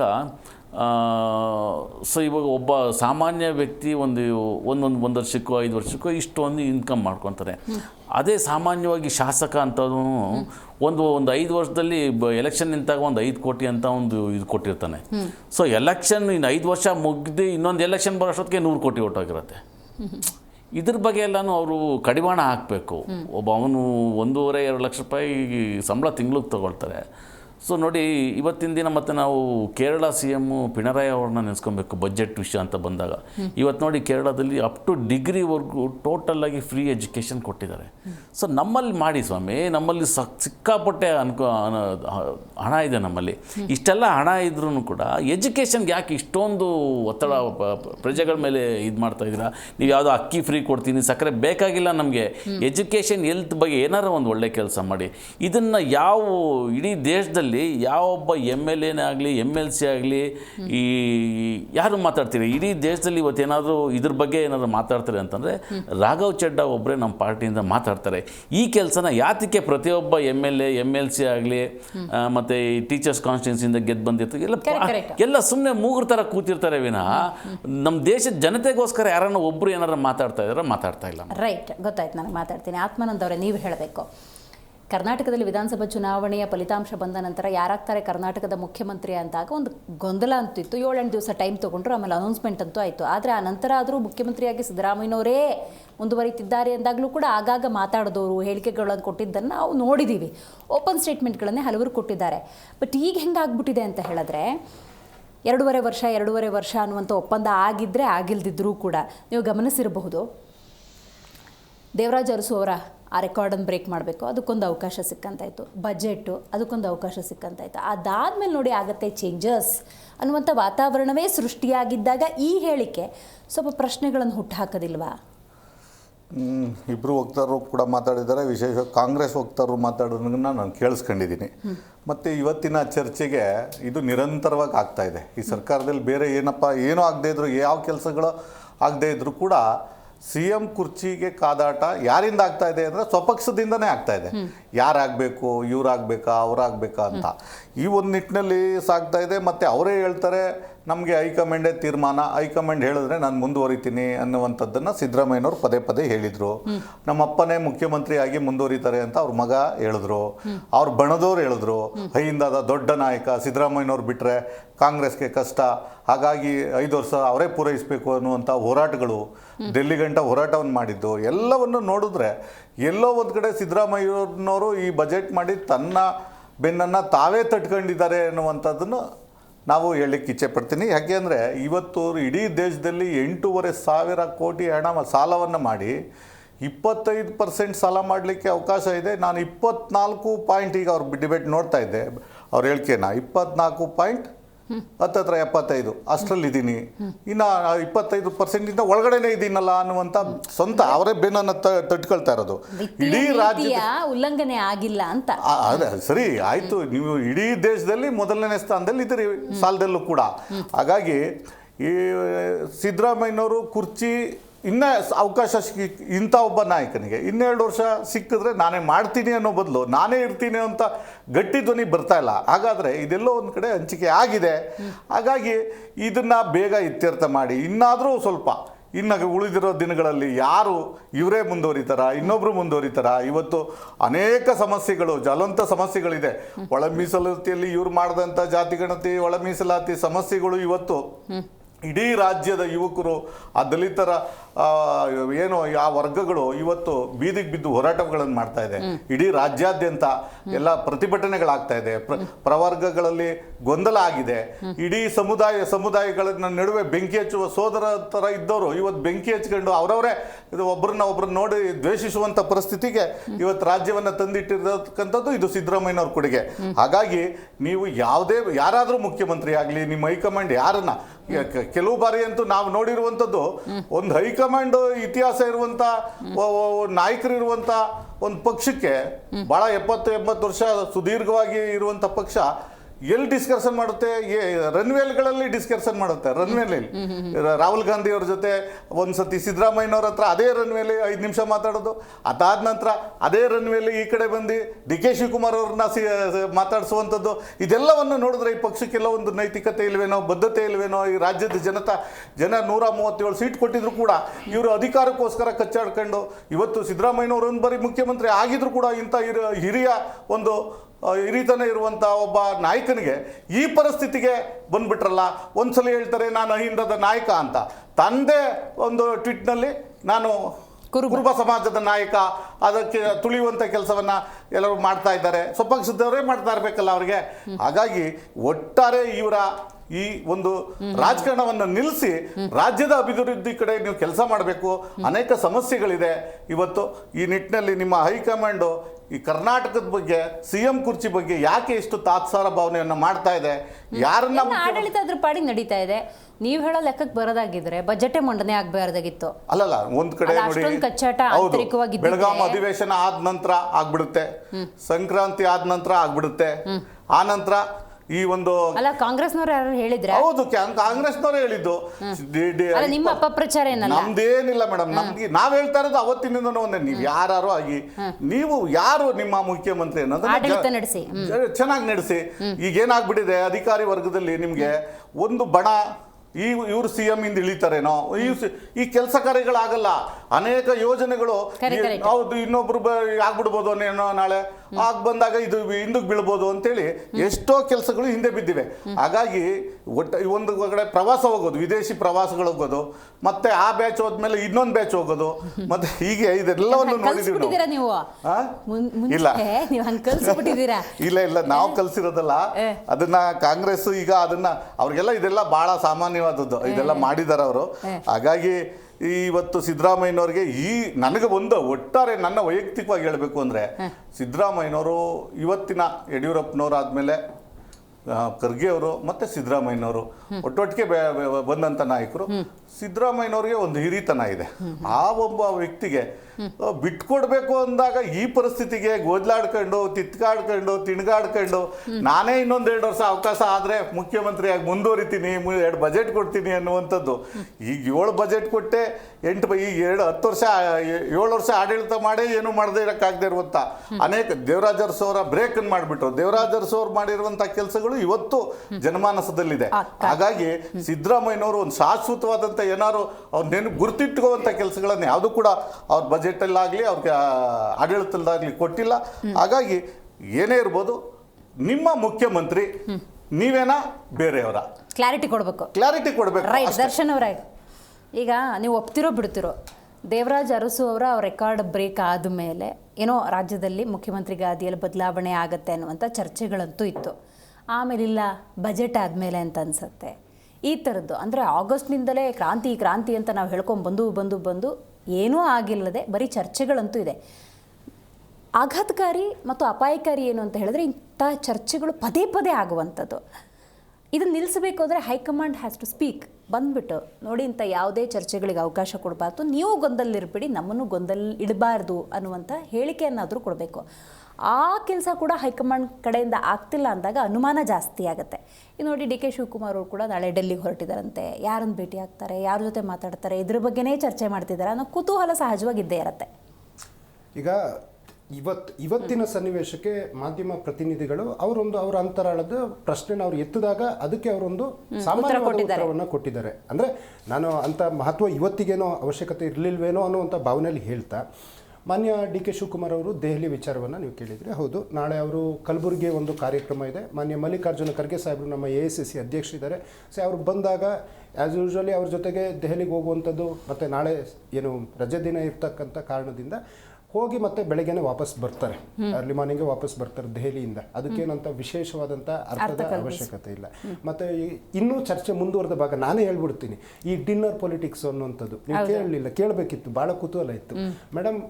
ಗೌರವಾನ್ವಿತ ಮಾಧ್ಯಮದವರಿಗೂ ಸಮೇತ ಬಿಫೋರ್ ಬಜೆಟ್ ಮಾನ್ಯ ಮುಖ್ಯಮಂತ್ರಿಗಳು ಒಂದು ಡಿನ್ನರ್ ಕೊಡುವಂಥದ್ದು, ಊಟದ ವ್ಯವಸ್ಥೆ ಮಾಡುವಂಥದ್ದನ್ನ ಅದು ಪ್ರತಿ ಸಾರಿ ಮಾಡ್ತಾ ಬದುಕ್ತಕ್ಕಂಥದ್ದು. ಇನ್ನು 9ನೇ ತಾರೀಕು ಮತ್ತೆ ಮುಖ್ಯಮಂತ್ರಿಗಳು ಡಿನ್ನರ್ ಅನ್ನುವಂಥ ಪ್ರಶ್ನೆ ನೀವು ಕೇಳಬೇಕಿತ್ತು, ಆದರೂ ಕೇಳಲಿಲ್ಲ. ನಾನೇ ಹೇಳ್ತೀನಿ, ಒಂದು ಶಾಸಕರು ಒಂದು ಏನು ಬಜೆಟ್ ನಡೆಯುವಂಥ ಸಂದರ್ಭದಲ್ಲಿ ಸೆಷನ್ ನಡೆಯುವಾಗ ಎಲ್ಲ ಶಾಸಕರು ಸಚಿವರೆಲ್ಲ ಬೆಂಗಳೂರಿನಲ್ಲೇ ಇರೋ ಕಾರಣದಿಂದ ಅದು ಪ್ರತೀತಿಯಂತೆ ಎಲ್ಲ ಪಕ್ಷದವರು ಮಾಡ್ತಾರೆ. ಅವ್ರು ಮಾಡಿಲ್ಲ ಅಂದರೆ ಅದು ನನಗೆ ಗೊತ್ತಿಲ್ಲ, ಆದರೆ ನಮ್ಮ ಪಕ್ಷದಲ್ಲಿ ಕೊಡುವಂಥದ್ದು. ಇನ್ನು 10ನೇ ತಾರೀಕು ಮತ್ತೊಂದು ಡಿನ್ನರ್ ಪಾರ್ಟಿಯನ್ನು ನೀವು ಕೇಳಬೇಕಿತ್ತು. ಆದರೆ ನಾನೇ ಹೇಳ್ತೀನಿ, ಮಾನ್ಯ ಡಿ ಕೆ ಶಿವಕುಮಾರ್ ಅವರು KPCC ಅಧ್ಯಕ್ಷರಾಗಿ ಇವತ್ತು ಕರ್ನಾಟಕದಲ್ಲಿ 136 ಸೀಟು ಬರಲಿಕ್ಕೆ ಆ KPCC ಹುದ್ದೆನಲ್ಲಿ ಕೂತು ಹಗಲು ರಾತ್ರಿ ಶ್ರಮಪಟ್ಟು, ಆ ಶ್ರಮ ಪಡೋದಕ್ಕೆ ನಮ್ಮ ಪಕ್ಷದ ಕಾರ್ಯಕರ್ತರುಗಳು, ಇವತ್ತು ಗೆದ್ದಿರ್ತಕ್ಕಂತಹ ಶಾಸಕರುಗಳು, ಸೋತಿರೋದ್ರೂ ಸಮೇತ ಅವರು ಅವರ ಪ್ರಯತ್ನವನ್ನ ಪಟ್ಟಿದ್ದಾರೆ. ಹೀಗೆ ಮತ್ತೆ ಲೋಕಸಭಾ ಚುನಾವಣೆಯಲ್ಲಿ ಗೆದ್ದಿರೋರು ಮತ್ತೆ ಸೋತಿರೋರು, ಎಲ್ಲರ ಪರಿಶ್ರಮ, ಬ್ಲಾಕ್ ಕಾಂಗ್ರೆಸ್ ಅಧ್ಯಕ್ಷರು, ಜಿಲ್ಲಾ ಕಾಂಗ್ರೆಸ್ ಅಧ್ಯಕ್ಷರುಗಳು, ವಿವಿಧ ಮುಂಚೂಣಿ ಘಟಕದ ಎಲ್ಲ ನಾಯಕರ ಪರಿಶ್ರಮ ಇವತ್ತು ಕಾಂಗ್ರೆಸ್ ಪಕ್ಷ ಒಂದು ಸ್ಥಿರವಾದಂತಹ ಸರ್ಕಾರವನ್ನು ಕೊಡ್ತಾ ಇದೆ. ಸೊ ಹಾಗೆ ತಮ್ಮ 6 ವರ್ಷ ಸಂಪೂರ್ಣ ಮಾಡಿರೋ ಕಾರಣದಿಂದ ಮಾನ್ಯ ಡಿ ಕೆ ಶಿವಕುಮಾರ್ ಅವರು ಒಂದು ಔತಣಕೂಟವನ್ನು ಇಟ್ಕೊಂಡಿದ್ದಾರೆ. ಇದರಲ್ಲೂ ಯಾವುದೇ ವಿಶೇಷವಾದಂತಹ ರಾಜಕೀಯ ಇಲ್ಲ. ಎರಡು ಊಟದ ವ್ಯವಸ್ಥೆ ಹಂಗಾರೆ ಎರಡಿದೆ. ಒಂದು ಮಾನ್ಯ ಮುಖ್ಯಮಂತ್ರಿಗಳು 9ನೇ ತಾರೀಕು ಅಂತ ಹೇಳಿದ್ದಾರೆ, 10ನೇ ತಾರೀಕು ಡಿ ಕೆ ಶಿವಕುಮಾರ್ ಸಾಹೇಬರು ಮಾಡ್ತಾರೆ ಅನ್ನುವಂಥದ್ದು ಕೇಳ್ಪಟ್ಟಿದ್ದೀವಿ. ಆಯ್ತು, ಹಂಗಾರೆ ಇನ್ವಿಟೇಷನ್ ಎಲ್ರಿಗೂ ಇದೆಯಾ? ಈಗ ಸಿದ್ದರಾಮಯ್ಯನವರ ಡಿನ್ನರ್ ಕೂಟಕ್ಕೆ ಯಾರೆಲ್ಲ ಹೋಗ್ತಾರೆ, ಡಿ ಕೆ ಶಿವಕುಮಾರ್ ಅವರ ಡಿನ್ನರ್ ಕೂಟಕ್ಕೆ ಯಾರೆಲ್ಲ ಹೋಗ್ತಾರೆ? ಎಸ್, ಕಾಂಗ್ರೆಸ್ ಪಕ್ಷದಲ್ಲಿ ಗೆದ್ದಿರ್ತಕ್ಕಂಥ ಎಲ್ಲರೂ ಸಮೇತ ಮಾನ್ಯ ಡಿ ಕೆ ಶಿವಕುಮಾರ್ ಅವರ ಏನು ಡಿನ್ನರ್ ಪಾರ್ಟಿಗೆ ಹೋಗ್ತಾರೆ. ಅಷ್ಟು ಜನ ಸಹ ಸಿದ್ದರಾಮಯ್ಯನವರ ಡಿನ್ನರ್ ಪಾರ್ಟಿಗೆ ಹೋಗ್ತಾರೆ. ಇದರಲ್ಲಿ ಯಾವುದೇ ರೀತಿಯಾದಂಥ ಗೊಂದಲದ ಅವಶ್ಯಕತೆ ಇಲ್ಲ. ಮತ್ತೆ BJP ವಕ್ತಾರರು ಮಾತಾಡ್ತಾ ಸಾಲ ಅನ್ನೋದ್ರ ಬಗ್ಗೆ ಹೇಳಿದ್ರು ಮೇಡಮ್. ಅಂದ್ರೆ ನಿನ್ನೆ ಆದಂಥ ಬಜೆಟ್ನ ಬಗ್ಗೆ ಸಾಲ ಮಾಡಿದ್ದಾರೆ ಅಂತ. ಮೇಡಮ್, ಇವತ್ತು ನಮ್ಮ ಬಜೆಟ್ನ ಗಾತ್ರ 4,45,000 ಕೋಟಿ ರೂಪಾಯಿ. ಮಾನ್ಯ ಬೊಮ್ಮಾಯಿ ಅವರು ಅವರ 23-24 ಬಜೆಟ್ಗೆ 77,750 ಕೋಟಿ ರೂಪಾಯಿ ಸಾಲ ಮಾಡಿದ್ರು ಮೇಡಮ್. ಅದ್ರ ಹಿಂದೆ ಅದೇ ಬೊಮ್ಮಾಯಿ ಅವರು 72,000 ಕೋಟಿ ರೂಪಾಯಿ ಸಾಲ ಮಾಡಿದ್ರು. ಅದ್ರ ಹಿಂದೆ ಮಾನ್ಯ ಶ್ರೀ ಯಡಿಯೂರಪ್ಪನವರು 71,332 ಕೋಟಿಯನ್ನ ಸಾಲ ಮಾಡಿದ್ರು. ಅದಕ್ಕೂ ಹಿಂದೆ ಮಾನ್ಯ ಯಡಿಯೂರಪ್ಪನವರು 52,918 ಕೋಟಿ ಸಾಲ ಮಾಡಿದ್ರು. ಇನ್ನು ನಮ್ಮ ಏನು ಸಮ್ಮಿಶ್ರ ಸರ್ಕಾರ ಅಂತ ಮಾಡಿದ್ವಿ, ಮಾನ್ಯ ಕುಮಾರಸ್ವಾಮಿ ಅವರು 48,601 ಕೋಟಿ ರೂಪಾಯಿ ಸಾಲ ಮಾಡಿದ್ರು. ಈ ಸಾಲದ ಬಗ್ಗೆ ನೀವು ಪ್ರಶ್ನೆ ಮಾಡಿ, ನಮ್ದೇನು ತಕರಾರಿಲ್ಲ. ಆದರೆ ಇಷ್ಟು ಸಾಲಗಳನ್ನ ನಾನು ಹೇಳಿದ್ನಲ್ಲ, ಶಾಶ್ವತವಾಗಿ ಇವತ್ತು ಮಾನ್ಯ ಶ್ರೀ ಯಡಿಯೂರಪ್ಪನವ್ರನ್ನ ಅಥವಾ ಮಾನ್ಯ ಶ್ರೀ ಬೊಮ್ಮಾಯಿ ಅವ್ರನ್ನ, ಮಾನ್ಯ ಶ್ರೀ ಕುಮಾರಸ್ವಾಮಿ ಅವ್ರನ್ನ ನಾನಿಂಥವಾದಂತಹ ಒಂದು ಶಾಶ್ವತವಾದಂತಹ ಕೊಡುಗೆಯನ್ನು ನಾಡಿಗೆ ಕೊಟ್ಟಿದ್ದೀನಿ. ಇದು ನನ್ನ ಸಾಕ್ಷಿ ಗುಡ್ಡೆ. ಅಥವಾ ಇವತ್ತು ಸಾಲದ ಬಗ್ಗೆ ಚರ್ಚೆ ಮಾಡೋರು, ನಾನು ಅಷ್ಟು ಸಾಲವನ್ನು ತೀರಿಸಿದ್ದೀನಿ, ಯಾವುದೋ ಬಡ್ಡಿ ಇವತ್ತು ರಾಜ್ಯ ಕಟ್ತಾ ಇಲ್ಲ ನಾನು ಮಾಡಿರೋ ಸಾಲಕ್ಕೆ ಅಂತ. ಇವತ್ತು ಆ ಸಾಲಗಳು ಮುಂದುವರೆದ ಭಾಗವಾಗಿ ನಮ್ಮ ಒಂದು ಬಜೆಟ್ನ ಗಾತ್ರ, ನಾನು ಅವ್ರ ಬಜೆಟ್ನ ಗಾತ್ರವನ್ನು ಹೇಳಬಲ್ಲೆ. ಅವತ್ತಿಂದ ಎಷ್ಟಿತ್ತು ಅಂದರೆ, ಯಾರ್ದು ಮಾನ್ಯ ಕುಮಾರಸ್ವಾಮಿ ಅವ್ರದ್ದು 2,34,153 ಕೋಟಿ ರೂಪಾಯಿದು ಬಜೆಟ್ ಮಾಡಿದ್ದು. ಅದಕ್ಕೆ ನಾನು ಹೇಳಿದ್ದು 48,601 ಕೋಟಿ. ಮತ್ತು ಯಡಿಯೂರಪ್ಪ ಸಾಹೇಬರು 2,34,153 ಕೋಟಿ ರೂಪಾಯಿಗೆ ಒಟ್ಟು 52,918. ಇವತ್ತು ನಮ್ಮ ಬಜೆಟ್ನ ಗಾತ್ರವೂ ದೊಡ್ಡದಾಗಿದೆ, ಮತ್ತೆ ಜನರ ಏನು ಆಶೋತ್ತರಗಳು ದೊಡ್ಡದಾಗಿದೆ, ಮತ್ತೆ ನಾವು ಅಂದುಕೊಂಡ ಯೋಜನೆಗಳನ್ನು ಈಡೇರಿಸಬೇಕಾಗಿದೆ. ಅದರಲ್ಲಿ ಈ ಸರಿ ನಾವು ಹೆಚ್ಚಾಗಿ ಇಟ್ಟಿರ್ತಕ್ಕಂಥದ್ದು ಒಂದು ಬೆಂಗಳೂರಿಗೆ, ಕಲ್ಯಾಣ ಕರ್ನಾಟಕಕ್ಕೆ, ನಗರಾಭಿವೃದ್ಧಿಗೆ, PWDಗೆ, ಮತ್ತೆ ನೀರಾವರಿ ಇಲಾಖೆಗೆ, ಬಹಳಷ್ಟು ಕೃಷಿಗೆ, ಬಹಳಷ್ಟು ಮತ್ತೆ ಮಹಿಳಾ ಮತ್ತು ಮಹಿಳೆಯರಿಗೆ, ಮತ್ತೆ ಮಕ್ಕಳಿಗೆ, ಮತ್ತೆ ಶಿಕ್ಷಣ, ಪ್ರತಿಯೊಂದಕ್ಕೂ ಒಂದು ಸಮಾನವಾದಂಥ. ಅದು ಯಾಕೆ ನಿಮಗೆ ಆವಾಗಲೇ ಧನ್ಯವಾದ ಹೇಳಿದೆ ಅಂದರೆ, ನೀವು ಪ್ರಚಾರನೂ ಮಾಡಿದ್ರ, ಪ್ರಚಾರದಲ್ಲಿ ಇರೋ ವಿಚಾರಗಳನ್ನೂ ಹೇಳಿದ್ದೀರ, ಸಾಲದ ವಿಚಾರವನ್ನೂ ಕೇಳಿದ್ದೀರ. ಅದಾಗಿ ಜನಸಾಮಾನ್ಯರಿಗೆ ಏನು ಒಳಿತಾಗಬೇಕು ಅನ್ನುವಂಥ ಒಂದು ಆ ಮಾಧ್ಯಮ ಸ್ಥಾನದಲ್ಲಿ ಕೂತ್ಕೊಂಡು ನೀವು ವಿಶ್ಲೇಷಣೆಗಳನ್ನ ಆರ್ಥಿಕ ತಜ್ಞರು ಅಥವಾ ವಿರೋಧ ಪಕ್ಷದವರು ಪ್ರತಿಯೊಬ್ಬರು ಕೋರ್ಸ್ ಮಾಡಿದ್ದೀರಾ ಮೇಡಮ್. ಈಗ ಮುಖ್ಯಮಂತ್ರಿ ಅನ್ನೋ ವಿಚಾರದಲ್ಲಿ ಬಹಳ ಆತಂಕ ಕಳವಳಗಳನ್ನ ಮಾನ್ಯ BJP ವಕ್ತಾರರು ನನ್ನ ಸ್ನೇಹಿತ ಮಾಡ್ತಾ ಇದ್ರು. I respect him, anyway is my friend ಅಲ್ವಾ ಮೇಡಮ್. ಇವತ್ತು ಸಿದ್ದರಾಮಯ್ಯನವರ ಒಂದು ಸ್ಥಾನದ ಬಗ್ಗೆ ಅಥವಾ ಆ ಗೌರವ ಮತ್ತಿನ್ನೊಂದೆಲ್ಲ ನನಗೆ ಅಳುಕಾಗುವಂಥದ್ದು, ಮಾನ್ಯ ಯಡಿಯೂರಪ್ಪ ಸಾಹೇಬರು ಈ ರಾಜ್ಯದ ಮುಖ್ಯಮಂತ್ರಿ ಆಗಿದ್ರು ಮೇಡಮ್. ಅವರು ಆಸ್ಪತ್ರೆಗೆ ಯಾಕೆ ಸೇರ್ಕೊಂಡ್ರು ಅಥವಾ ಯಾಕೆ ಜೈಲಿಗೆ ಹೋದ್ರು, ಅದರ ಹಿಂದೆ ಯಾರಿದ್ರು ಅನ್ನುವಂಥದ್ದನ್ನ ಇವತ್ತು ಆ ಸತ್ಯಾಂಶವನ್ನು ನಾನು ದಾಖಲೆ ತಂದಿಲ್ಲ. ಒಂದು ಜಾಗದ ವ್ಯಾಜ್ಯ ಕುಮಾರಸ್ವಾಮಿಯವರ ಕೊಡಬಾರ್ದಂತಹ ಕೀಟ್ಲೆ ಕಂಟಕಗಳನ್ನ ಕೊಟ್ಟು IAS ಅಧಿಕಾರಿಗಳು ಆ ಫೈಲ್ಗಳನ್ನ ವಾಪಸ್ ಕಳಿಸಿ ಕೊನೆಗೆ ಮಾನ್ಯ BS ಯಡಿಯೂರಪ್ಪನವರು ತಮ್ಮ ಹಸ್ತಾಕ್ಷರದಲ್ಲಿ ಬರೆದು ಕಳಿಸ್ತಾರೆ. ಇದನ್ನ ಹೇಗಾದ್ರೂ ಮಾಡಿ ಅವರಿಗೆ ಬರೋ ಥರ ಮಾಡಿ. ಒಳ್ಳೆ ಪಾಯಿಂಟ್ ರೈಸ್ ಮಾಡಿದ್ರೆ ಅದನ್ನ ಕಂಟಿನ್ಯೂ ಮಾಡೋಣ, ಒಂದು ಬ್ರೇಕ್ ತಗೊಂತೀನಿ. ನೋಡಿ, ಯಡಿಯೂರಪ್ಪನವ್ರ ಹೆಸರನ್ನು ಉಲ್ಲೇಖ ಮಾಡಿದ್ರು ದರ್ಶನ್ ಅವರು. ಕಣ್ಣೀರಿಡ್ತಾ ತನ್ನ ಮುಖ್ಯಮಂತ್ರಿ ಸ್ಥಾನದಿಂದ ಕೆಳಗಿಳಿಯುವಂಥ ಸನ್ನಿವೇಶ. ರೈಟ್, ನಾವು ಕರ್ನಾಟಕದ ವಿಚಾರಕ್ಕೆ ಬರೋದಾದರೆ ಸಿದ್ದರಾಮಯ್ಯನವರು ಒಪ್ಪಂದ ಆಗಿದೆಯೋ ಇಲ್ಲೋ ಗೊತ್ತಿಲ್ಲ, ಕಣ್ಣೀರಿಡುವಂಥ ವ್ಯಕ್ತಿ ಏನಲ್ಲ. ಆದರೆ ಬೇಸರದಿಂದ ಆ ಸ್ಥಾನದಿಂದ ಕೆಳಗಿಳಿಯುವಂಥ ವಾತಾವರಣ ಏನಾದರೂ ಇದೆಯಾ, ಅಂತಹ ಒಂದು ಪರಿಸ್ಥಿತಿ ಇದೆಯಾ? ಒಪ್ಪಂದ ಆದ್ರೇನು ಆಗಿಲ್ಲ ಅಂದ್ರೇನು, ಸಿದ್ದರಾಮಯ್ಯನವರು ಮುಂದುವರೆದ್ರೇನು ಮುಂದುವರೆದಿಲ್ಲ ಅಂದ್ರೇನು, DK ಶಿವಕುಮಾರ್ ಸೇರಿದ ಹಾಗೆ ಅವರ ಬಣದ ಕಾರ್ಯಕರ್ತರಿರ್ಬೋದು, ಅಭಿಮಾನಿಗಳು ಇರ್ಬೋದು, ಬಹಳ ಆಸೆ ಆಕಾಂಕ್ಷೆಗಳನ್ನು ಇಟ್ಕೊಂಡಿದ್ದಾರೆ. ಸೊ ಇವರಿಬ್ಬರ ಈ ಒಂದು ಆಂತರಿಕ ವಿಚಾರದಲ್ಲಿ ಮತ್ತೊಂದು ಈ ದಲಿತ CM ಅನ್ನುವಂಥ ಕೂಗಿದೆ. ಅವ್ರಿಗೇನಾದರೂ ಅವಕಾಶಗಳು ದಕ್ಕತ್ತಾ, ಇಲ್ಲ 5 ವರ್ಷ ಇಲ್ಲ ಈ ಟೈಮಲ್ಲಿ ಚೇಂಜ್ ಮಾಡೋಕೆ ಹೋದರೆ ಬಹಳಷ್ಟು ವ್ಯತ್ಯಾಸ ಆಗುತ್ತೆ ಅಂತೇಳಿ ಹೈಕಮಾಂಡ್ ಪಕ್ಷ ಆಗಿರೋದ್ರಿಂದಾಗಿ ಹೈಕಮಾಂಡ್ ಸಿದ್ದರಾಮಯ್ಯನವರೇ ಮುಂದುವರಿತಾರೆ ಅನ್ನುವಂಥದ್ದೇನಾದರೂ ಓಪನ್ ಸ್ಟೇಟ್ಮೆಂಟ್ ಕೊಡುತ್ತಾ? ಪುಟ್ಟಣ್ಣವರೇ, 8,24,389 ಕೋಟಿ ರಾಜ್ಯದ ಒಟ್ಟು ಸಾಲ ಅಂತ ತಗೊಂಡ್ರೆ, ದರ್ಶನ್ ಅವ್ರು ಮಾತಾಡ್ತಾ ಇರಬೇಕಾದ್ರೆ ಯಡಿಯೂರಪ್ಪನವರ ಅವಧಿಯಲ್ಲಿ ಎಷ್ಟು ಸಾಲ ಆಯಿತು, ಕುಮಾರಸ್ವಾಮಿಯವರು ಎಷ್ಟು ಸಾಲ ಆಯಿತು ಅಂದರೆ ಸಾಲ ತಗೊಳ್ಳೋದಂಥ ತಪ್ಪಲ್ಲ. ಅದನ್ನು ತೀರಿಸುವಂಥ ನಿಟ್ಟಿನಲ್ಲಿ ಆದಾಯದ ಕ್ರೋಢೀಕರಣ ಆಗಬೇಕು, ಬ್ಯಾಲೆನ್ಸ್ ಮಾಡ್ಕೊಳ್ತಾ ಹೋಗಬೇಕು. ಆ ನಿಟ್ಟಿನಲ್ಲಿ ನಮ್ಮದು ಕೂಡ ಸಾಲ ಆಗಿರುವಂಥದ್ದು ಒಟ್ಟು ಸಾಲ ಅಂತ ನೋಡೋದಾದರೆ ಅಂತ ಹೇಳಿದ್ರು. ಈಗ ಹೆಂಗಾಗಿದೆ ಅಂದರೆ 89,000 ಕೋಟಿ ಬಡ್ಡಿನೇ ಕಟ್ಟಂಗಾಗಿದೆ. ಈಗ ನಾವು ನಮ್ಮ ಮನೆ ನಿಭಾಯಿಸಬೇಕು ಅನ್ನೋದಾದರೆ ನಮ್ಮ ಸಾಮರ್ಥ್ಯಕ್ಕೆ ಅನುಗುಣವಾಗಿ ನನ್ನ ಆದಾಯ ಎಷ್ಟಿದೆ ಅಂತ ನೋಡಿಕೊಂಡು ಬಡ್ಡಿ ಕಟ್ಟೋದಕ್ಕೆ ಆ ಸಾಮರ್ಥ್ಯ ಇದೆಯಾ ಅಂತ ನೋಡ್ಕೊಂಡು ಹೆಂಗೆ ಬ್ಯಾಲೆನ್ಸ್ ಮಾಡ್ತೀವೋ ಆ ರೀತಿ ಇದೆ ಅಂತ ಅನಿಸುತ್ತಾ? ರಾಜ್ಯ ಅಂದರೆ ಒಂದು ಮನೆ ಥರನೇ. ಆದರೆ ಇಲ್ಲಿ ಈ ಪ್ರಮಾಣ ನೋಡಿದ್ರೆ 1.32 ಲಕ್ಷ ಕೋಟಿ ಅಂದರೆ it is like a huge. ಕೆಲವ್ರ ಮನಸ್ಸಲ್ಲಿರುತ್ತೆ, ನಾನು ನನ್ನ ಜೀವನದಲ್ಲಿ ಒಂದೇ ₹1 ಸಾಲ ಮಾಡಿಲ್ಲ ಅಂತ ಅಂದ್ಕೊಂಡಿರ್ತಾರೆ ಕೆಲವರು. ಹಾಗಿದ್ರೂ ಒಬ್ಬ ವ್ಯಕ್ತಿ ಮೇಲೆ 1,17,000 ಸಾಲ ಇದೆ ಅಂದರೆ ಇದನ್ನೊಂದು ಆರ್ಥಿಕ ವ್ಯವಸ್ಥೆ ಸರಿಯಾದ ರೀತಿಯಲ್ಲಿ ಇದೆ ಅಂತ ನಾವು ಕರೆಯೋಕ್ಕೆ ಸಾಧ್ಯನಾ? ಖಂಡಿತ ಇಲ್ಲ ಮೇಡಮ್. ನೋಡಿ, ರೆಕಾರ್ಡ್ ಬ್ರೇಕ್ ಮಾಡಿದ್ದಾರೆ ಸಿದ್ದರಾಮಯ್ಯನವರು ಅಂತಂದರೆ, ಹಿಂದೆ ನಮ್ಮ ದೇವರಾಜ ಅರಸಾಗಲಿ SM ಕೃಷ್ಣ ಅವರಾಗಲಿ ಅವ್ರು ಮಾಡಿದಂಥ ಕೆಲಸಗಳು ಇವತ್ತು ನಮ್ಮ ಕಣ್ಮುಂದೆ ಇದೆ. ಇವತ್ತು ನಾವು ಶಾಶ್ವತವಾಗಿ ನೋಡ್ಬೋದು. ಸೊ ಸಿದ್ದರಾಮಯ್ಯನವ್ರ ಕಾಲದಲ್ಲಾಗಲಿ, ಕುಮಾರಸ್ವಾಮಿ ಕಾಲದಲ್ಲಾಗಲಿ, ಯಡಿಯೂರಪ್ಪನವ್ರ ಕಾಲದಲ್ಲಾಗಲಿ ಈ ಸಾವಿರ ಕೋಟಿ ಇದೆಲ್ಲ ಅವ್ರ ಮನೆಯಿಂದ ತಂದಿರೋ ದುಡ್ಡಲ್ಲ, ಜನಸಾಮಾನ್ಯರ ದುಡ್ಡು ಇದು. ಈ ತೆರಿಗೆ ದುಡ್ಡನ್ನ ಯಾವ ರೀತಿ ಎಕ್ಸ್ಪೆನ್ಸ್ ಮಾಡ್ತಾ ಇದ್ದೀವಿ? ಇದು ಒಂದ್ಸಲಿ 5 ವರ್ಷ CM ಬಂದರೆ ಈ CM ಮಾಡಿದಂಥ ಕೆಲಸ ಅಟ್ಲೀಸ್ಟ್ ಒಂದು 20 ವರ್ಷ ಇಲ್ಲ 10 ವರ್ಷನಾದ ಶಾಶ್ವತವಾಗಿ ಉಳ್ಕೊಳ್ಳೋ ಅಂಥದ್ದಾಗಬೇಕು. ಸೊ ಈ ಪಕ್ಷಗಳಲ್ಲಿ ನೋಡಿ, ಇವರು ಶಾಶ್ವತವಾಗಿ ಇವತ್ತು ಏನೂ ಇಲ್ದಂತ ಬಂದಂಥ MLAಗಳು ಶಾಶ್ವತವಾಗಿ ಸಾವಿರಾರು ಕೋಟಿ ಲೂಟಿ ಮಾಡಿ ಸಾಮಾನ್ಯ ಜನರ ನಮ್ಮ ತೆರಿಗೆ ದುಡ್ಡುಗಳನ್ನ ಲೂಟಿ ಮಾಡಿ ಮನೆಯಲ್ಲಿ ಇಟ್ಕೊಂಡಿದ್ದಾರೆ. ಇವತ್ತು ಏನೂ ಇಲ್ದಂತ ಬಂದವರು ಬಂಗ್ಲೆಗಳು, ಕಾರ್ ಮೇಲ್ ಕಾರು, ಈ ಥರದನ್ನೆಲ್ಲ ತೊಗೊಂಡು ಇಟ್ಕೊಂಡಿರ್ಬೇಕಾದಾಗ ಜನಸಾಮಾನ್ಯರಿಗೆ ಏನು ಮಾಡಿದ್ದೀರಾ ನೀವು? ಇವತ್ತು ಸೈಕಲ್ ತುಳಿತಾ ಇದ್ದವನು, ಹಿಂದೆ ಸೈಕಲ್ ತುಳಿತಾ ಇದ್ದವನು ಇವತ್ತು ಸೈಕಲ್ ತುಳಿತಾನೆ ಅವನೇ. ಈ ನೆನ್ನೆ ಮೊನ್ನೆ ಏನೂ ಇಲ್ಲದೆ ಬಂದಂಥವ್ರು ನೀವು ಕಾರ್ ಮೇಲ್ ಕಾರು, ಬಜೆಟು. ಇವತ್ತು ಒಬ್ಬ ಕಾರ್ಯಕರ್ತನ ಮಗ ಇಲ್ಲೇ ಇರ್ತಾನೆ, ಇಲ್ಲೇ ಓದ್ತಾ ಇರ್ತಾನೆ. ಅದೇ MLA MP ಮಗ ಅಂದಿದ ತಕ್ಷಣ ಅವನು ಎಲ್ಲ ಅಮೇರಿಕದಲ್ಲಿ ಓದ್ತಾ ಇರ್ತಾನೆ. What about ಕಾರ್ಯಕರ್ತಾಸ್? ಜನಸಾಮಾನ್ಯರೆಲ್ಲ ಇಲ್ಲೇ ಇದ್ದಾರೆ. ಇವ್ರಿಗೆ ಮಾತ್ರ ಎಲ್ಲಿಂದ ಬಂದ್ಬಿಡುತ್ತೆ ದುಡ್ಡು? ಇದನ್ನು ಕೇಳೋರು ಯಾರು ಇಲ್ವೋ? ಕೇಳಿ ಇದನ್ನು ಸಿದ್ದರಾಮಯ್ಯನವರೇ. ನಿಮ್ಮ ಬಜೆಟ್ನಲ್ಲಿ ನೀವು ಇವತ್ತು ಒಂದು 1,000 ಕೋಟಿನೋ 2,000 ಕೋಟಿನೋ ಹಾಕಿದಿರಲ್ವಾ? ಯಾವ್ಯಾವ ಏರಿಯಾಗೆ ಎಷ್ಟೆಷ್ಟು ಕೊಟ್ಟಿದ್ದೀರಾ, ಏನೇನು ಖರ್ಚಾಗಿದೆ? ಸಪೋಸ್ ಇವಾಗ ನೋಡಿ, ನಮ್ಮ ರಾಜ್ಯದಲ್ಲಿ ಏನಾಗಿದೆ, ಲಾಸ್ಟ್ ಇಯರ್ ಬಜೆಟಲ್ಲಿ 46% ಅಷ್ಟೇ ಯೂಸೇಜ್ ಆಗಿದೆ ಅನ್ನೋದಾದ್ರೆ ಆ ಉಳಿದದ್ದಕ್ಕೂ ಲೆಕ್ಕ ಬೇಕು. ಆಮೇಲೆ ಇವತ್ತಿನ ದಿನ ನೋಡಿ, 6 ತಿಂಗಳಿಗೆ ವರ್ಷಕ್ಕೆ ಒಂದೊಂದು ಆಸ್ಫಾಲ್ಟ್ ಮಾಡ್ತಾ ಇರ್ತಾರೆ. ಇದಕ್ಕೆ ಯಾತಕ್ಕೆ ಕೊಡ್ತೀರ ಅಂತ ಕಳಪೆ ಕಾಮಗಾರಿ ಇದೆ, ಆ ಕ್ಷೇತ್ರಕ್ಕೆ ದುಡ್ಡೇ ಕೊಡಬೇಡ್ರಿ, ಆ ಕ್ಷೇತ್ರಕ್ಕೆ ನಿಲ್ಲಿಸಿ. ಒಂದು 5 ವರ್ಷ ಆಗಿರುತ್ತೆ, ಒಂದು BBMP ಕಟ್ಟಡ ಕಟ್ಟಿ ಮತ್ತೆ ಒಡೆದಾಕ್ಬಿಟ್ಟು 5 ವರ್ಷಕ್ಕೆ ಮತ್ತೆ ಇನ್ನೊಂದು ಕಟ್ಟಡ ಕಟ್ಟಿಸೋದು. ಇಲ್ಲಿಗೆ ಈ ಥರ ದುಡ್ಡು ವೇಸ್ಟ್ ಮಾಡ್ತೀಯಲ್ಲ ಸ್ವಾಮಿ. ಇದ್ರ ಬದಲು ನಾನು ಕೇಳೋದು, ಸಾಮಾನ್ಯವಾಗಿ ಜನಗಳಿಗೆ ಏನಾರ ಮಾಡಿ, ಇಷ್ಟು ಸಾವಿರ ಟ್ಯಾಕ್ಸ್ಗಳು ಕಟ್ತಾ ಇದ್ರಲ್ವ, ಒಬ್ಬ ಸಾಮಾನ್ಯ ವ್ಯಕ್ತಿಗೆ ಏನಾದ್ರು ಕೊಡ್ತಾ ಇದ್ದೀರಾ ನೀವು? ಅಕ್ಕಿ ಕೊಡ್ತೀನಿ ಅಂತ ಹೇಳ್ಬೋದು, ಎಣ್ಣೆ ಕೊಡ್ತೀನಿ ಅಂತ ಹೇಳ್ಬೋದು, ಎಷ್ಟು ದಿನ ಕೊಡ್ತೀರಾ ಸ್ವಾಮಿ? ಬೇಡ, ಕೆಲಸ ಕೊಡಿ. ಎಜುಕೇಷನ್, ಇವತ್ತು ಎಷ್ಟೋ ಜನ ಎಜುಕೇಟೆಡ್ಸು ನಿರುದ್ಯೋಗಿಗಳಾಗಿದ್ದಾರೆ, ಕೆಲಸ ಇಲ್ಲದೆ ನಾನು ಇಷ್ಟು ಓದಿ ನನಗೆ ಕೆಲಸ ಇಲ್ವ ಅನ್ನೋದು ತುಂಬ ಅವ್ರಿಗೆ ಒಂಥರ ಖಿನ್ನತೆಗೊಳಗಾಗ್ತಾ ಇದ್ದಾರೆ. ಇದ್ರ ಬಗ್ಗೆ ಏನಾದರೂ ಯೋಚನೆ ಮಾಡಿ ಕೆಲಸ ಅಂತಂದ್ರೆ ಕೊಡಿ ಅಂದಿದ್ದಕ್ಕೆ ಆತ್ಮಾನಂದ ಅವ್ರ ಹತ್ರ ಹೋಗ್ತಾ ಇದ್ದೀನಿ ನಾನು. 2,80,000 ಉದ್ಯೋಗಗಳು ಖಾಲಿ ಇದ್ದಾವೆ, 50,000 ಪ್ಲಸ್ಗೆ ಚಾಲ್ತಿ ಕೊಟ್ಟಿದ್ದಾರೆ. ಬಟ್ ಅಂದ್ಕೊಂಡಂಗೆ ಆಗ್ತಾ ಇದೆಯಾ ಮೇಡಮ್? ಇದರಲ್ಲಿ ಏನಾಗಿದೆ, ಇದು ಭಾಳ ಮುಖ್ಯವಾದ ವಿಷಯ ನೀವು ಕೇಳಿದ್ದೀರಿ. ಇವತ್ತು ಕಾಂತರಾಜು ವರದಿ ಮಾಡಿಸಿದ್ರು, ಕಾಂತರಾಜು ವರದಿಯನ್ನು ಬದಿಗಿಟ್ಟು ಆದ ನಂತರ ಜಯಪ್ರಕಾಶ್ ಹೆಗಡೆ ಅವರು ಬಂದು ಆ ವರದಿಯನ್ನು ಇಂಪ್ಲಿಮೆಂಟ್ ಮಾಡ್ಕೊಂಡ್ರು.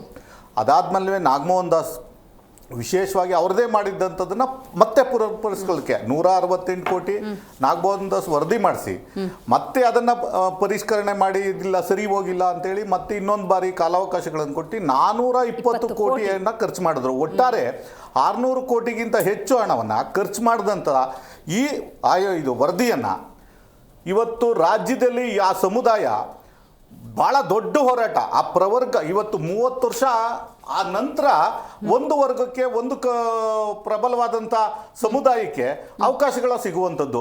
ನೀವು 27 ಪೋಸ್ಟು ಇವತ್ತೇನಾದ್ರು ಒಂದು ಇಲಾಖೆಯಲ್ಲಿ ಕಾಲ್ ಮಾಡಿದ್ರೆ 27ರಲ್ಲಿ 25 ಪೋಸ್ಟು ಕೂಡ ಒಂದು ಸಮುದಾಯಕ್ಕೆ ಹೋಗುತ್ತೆ, ಒಂದು ವರ್ಗಕ್ಕೆ ಹೋಗುತ್ತೆ. ಇನ್ನು ಅವ್ರಿಗೆ ಬರಬೇಕು ರೋಸ್ಟರಲ್ಲಿ ಅಂತಂದ್ರೆ ಇನ್ನು 30 ವರ್ಷ ಕಾಯ್ಬೇಕು ಅವರು. ಈ ಥರದ ಒಂದು, ಯಾಕೆ ಅಂದರೆ ಅದಾಗಿರೋದೇನೆಂದ್ರೆ ಆ ಬಲಗೈ ಸಮುದಾಯದ ಒಟ್ಟಾರೆ ಜನಸಂಖ್ಯೆ 36 ಲಕ್ಷ ಆಗುತ್ತೆ. ಅದನ್ನ ಏನ್ ಮಾಡಿದ್ದಾರೆ ನಾಗಮೋಹನ್ ದಾಸ್ ಅವರು 4 ಭಾಗಗಳಾಗಿ ಅದನ್ನ ವಿಂಗಡಿಸ್ಬಿಟ್ಟಿದ್ದಾರೆ. ಒಂದು ಏನು ಆದಿ ಕರ್ನಾಟಕ, ವಲಯ, ಛಲವಾದಿ, ಆದಿ ಆಂಧ್ರ, ಈ ತರ ಅದು ಒಟ್ಟಾರೆ ಮಾಡಿದ್ರೆ ಅವರೆಲ್ಲರೂ ಕೂಡ ಬಲಗೈ ಸಮುದಾಯದವ್ರೆ. ಅವ್ರ ಕೂಗೇನಿತ್ತು ಅಂದ್ರೆ ಅವರೆಲ್ಲರನ್ನೂ ಒಟ್ಟು ಮಾಡಿದ್ರೆ 36 ಲಕ್ಷ ಆಗ್ತೀವಿ, ಅತಿ ದೊಡ್ಡ ಸಮುದಾಯ ನಾವು ಆಗ್ತೀವಿ. ಅವ್ರು ಯಾವತ್ತೂ ಕೂಡ ಆ ಸಮುದಾಯ ಇದನ್ನ ವಿರೋಧ ಮಾಡಿದ್ದೇ ಇಲ್ಲ, ಒಳ ಮೀಸಲಾತಿಯನ್ನ ಖಂಡಿತವಾಗ್ಲೂ ಇಂಪ್ಲಿಮೆಂಟ್ ಮಾಡಿ ಅಂತ.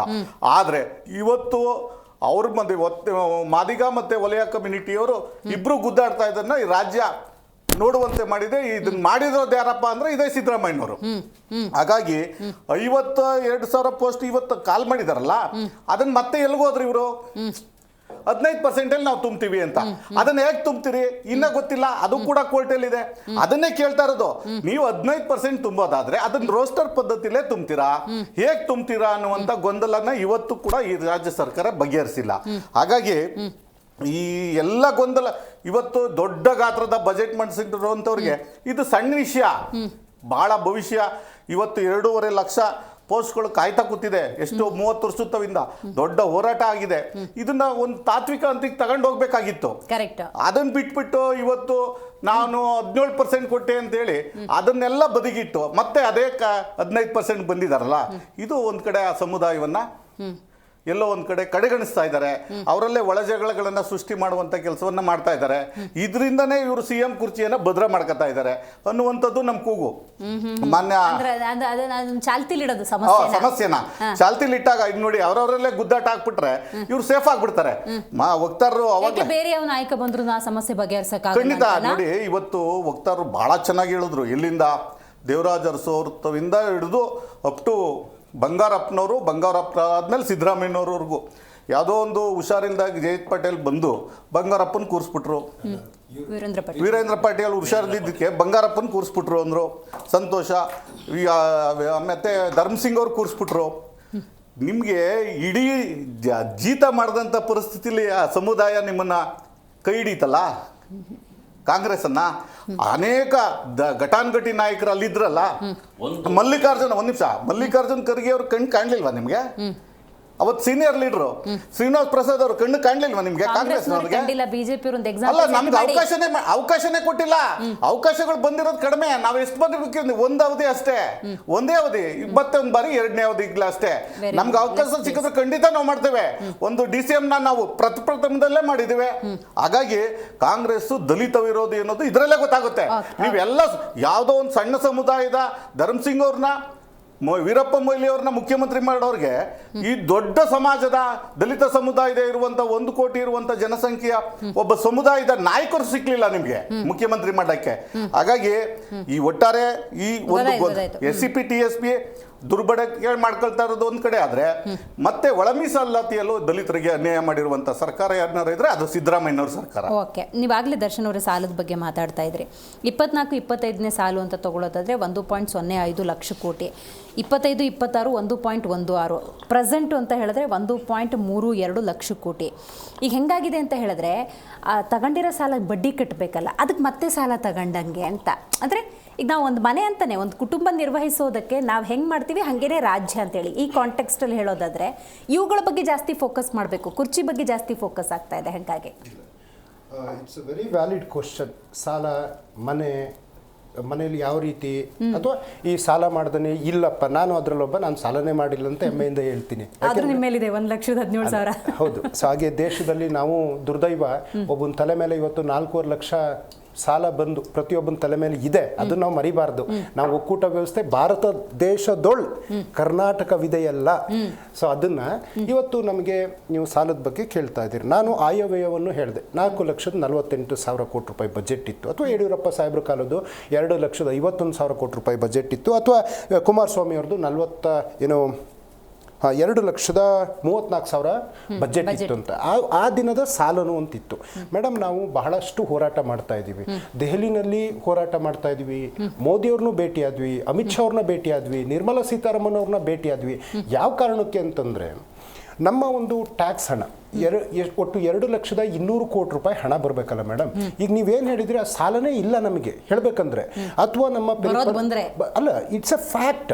ಇವತ್ತು 14-15ನೇ ಹಣಕಾಸು ಆಯೋಗದ ಹಣ ಒಟ್ಟು 11,900 ಕೋಟಿ ರೂಪಾಯಿ ಕೊಡಲೇಬೇಕು ಅವರು. ನಮ್ಮ ನೆರೆಗೆ ಬಾಕಿ 600 ಕೋಟಿ ರೂಪಾಯಿ ಕೊಡಲೇಬೇಕು. ನಬಾರ್ಡಿಂದ ನಮಗೆ 2,900 ಕೋಟಿ ಬರಲೇಬೇಕಾಗಿದೆ. ನಮ್ಮ ನೆರೆಯ ಹಣ 12,257 ಕೋಟಿ ಇನ್ನೂ ಕೊಟ್ಟಿಲ್ಲ. ನಮ್ಮ ಬರದ ಹಣ ನಾವು ಎಸ್ಟಿಮೇಷನ್ನು 18,400 ಕೋಟಿ ಕೊಟ್ಟಿದ್ವಿ ಮೇಡಮ್. ನಾವು ಸುಪ್ರೀಂ ಕೋರ್ಟಿಗೆ ಹೋಗಿ ಹೋರಾಟ ಮಾಡಿದ ಮೇಲೆ 3,400 ಕೋಟಿ ಕೊಟ್ಟರು. ಇನ್ನು ಬಾಕಿ 15,000 ಕೋಟಿ ನಮಗೆ ಬರಬೇಕಾಗಿರೋ ಹಣ ಮೇಡಮ್.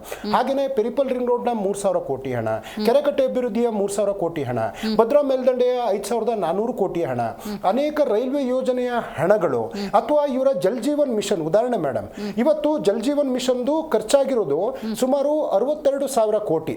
ಅಂದರೆ 50-50ರ ಅನುಪಾತದಲ್ಲಿ ಅವ್ರು ಏನಿಲ್ಲ ಅಂದ್ರೂ 34,000 ಕೋಟಿ ರೂಪಾಯಿ ಕೊಡಬೇಕಿತ್ತು.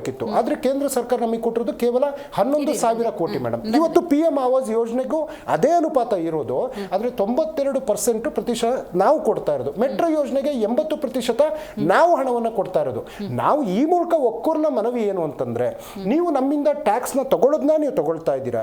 ಇಡೀ ದೇಶದಲ್ಲಿ ಹೈಯೆಸ್ಟ್ 2ನೇ GST ಪೇಯರ್ ಅಲ್ಲಿ ಕರ್ನಾಟಕ ರಾಜ್ಯ ಇದೆ, ಅಥವಾ ತಲಾ ಆದಾಯದಲ್ಲಿ ಕರ್ನಾಟಕ ನಂಬರ್ 1 ಇದೆ.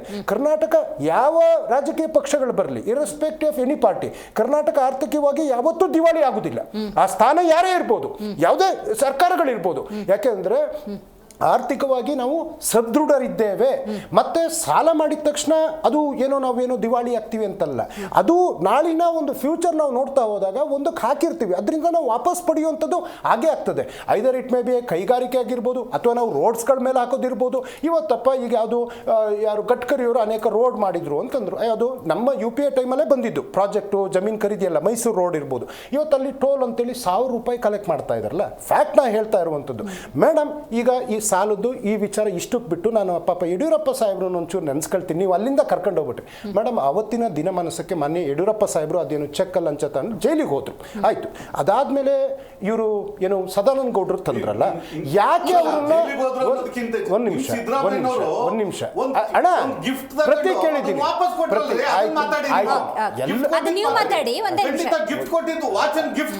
ಗಿಫ್ಟ್ ತಗೊಂಡು ದುಬಾರಿ ವಾಪಸ್ ಕೊಟ್ಟರು ಸರ್ಕಾರಕ್ಕೆ. ಅದೇ ರೀತಿ 14 ಸೈಟ್ ಮೂಡಾಗರಣ ನೀವು ತಗೊಂಡಿದ್ ನಿಜ ಆಯ್ತು, ಸಾಬೀತಾಯ್ತು, ವಾಪಸ್ ಕೊಟ್ರಿ.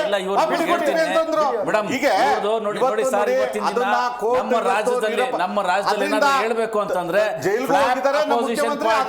ಹೊರಗಡೆ ಬಂದಿದ್ದಾರೆ ನಿರಪರಾಧಿ ಅಂತ. ಇವರು ಯಾವುದೇ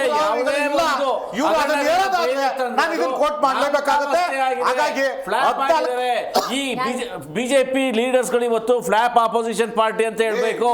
ಏನಕ್ಕೆ ಅಂತಂದ್ರೆ ಹೇಳ್ತೀನಿ ಕೇಳಿ, ಕೇಳಿ, ಯಾವುದೇ ಒಂದು ಹಗರಣದ ಬಗ್ಗೆ ಮಾತಾಡ್ತೀರಾ, 4 ದಿನ ಆದ್ಮೇಲೆ ಸುಮ್ಮನೆ ಕೂತ್ಕೊಂಡ್ಬಿಡ್ತೀರಾ.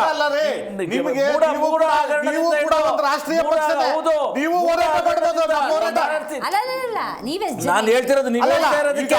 ಇವತ್ತು ನೋಡಿ, ಹೋರಾಟಗಳು 4 ದಿವಸ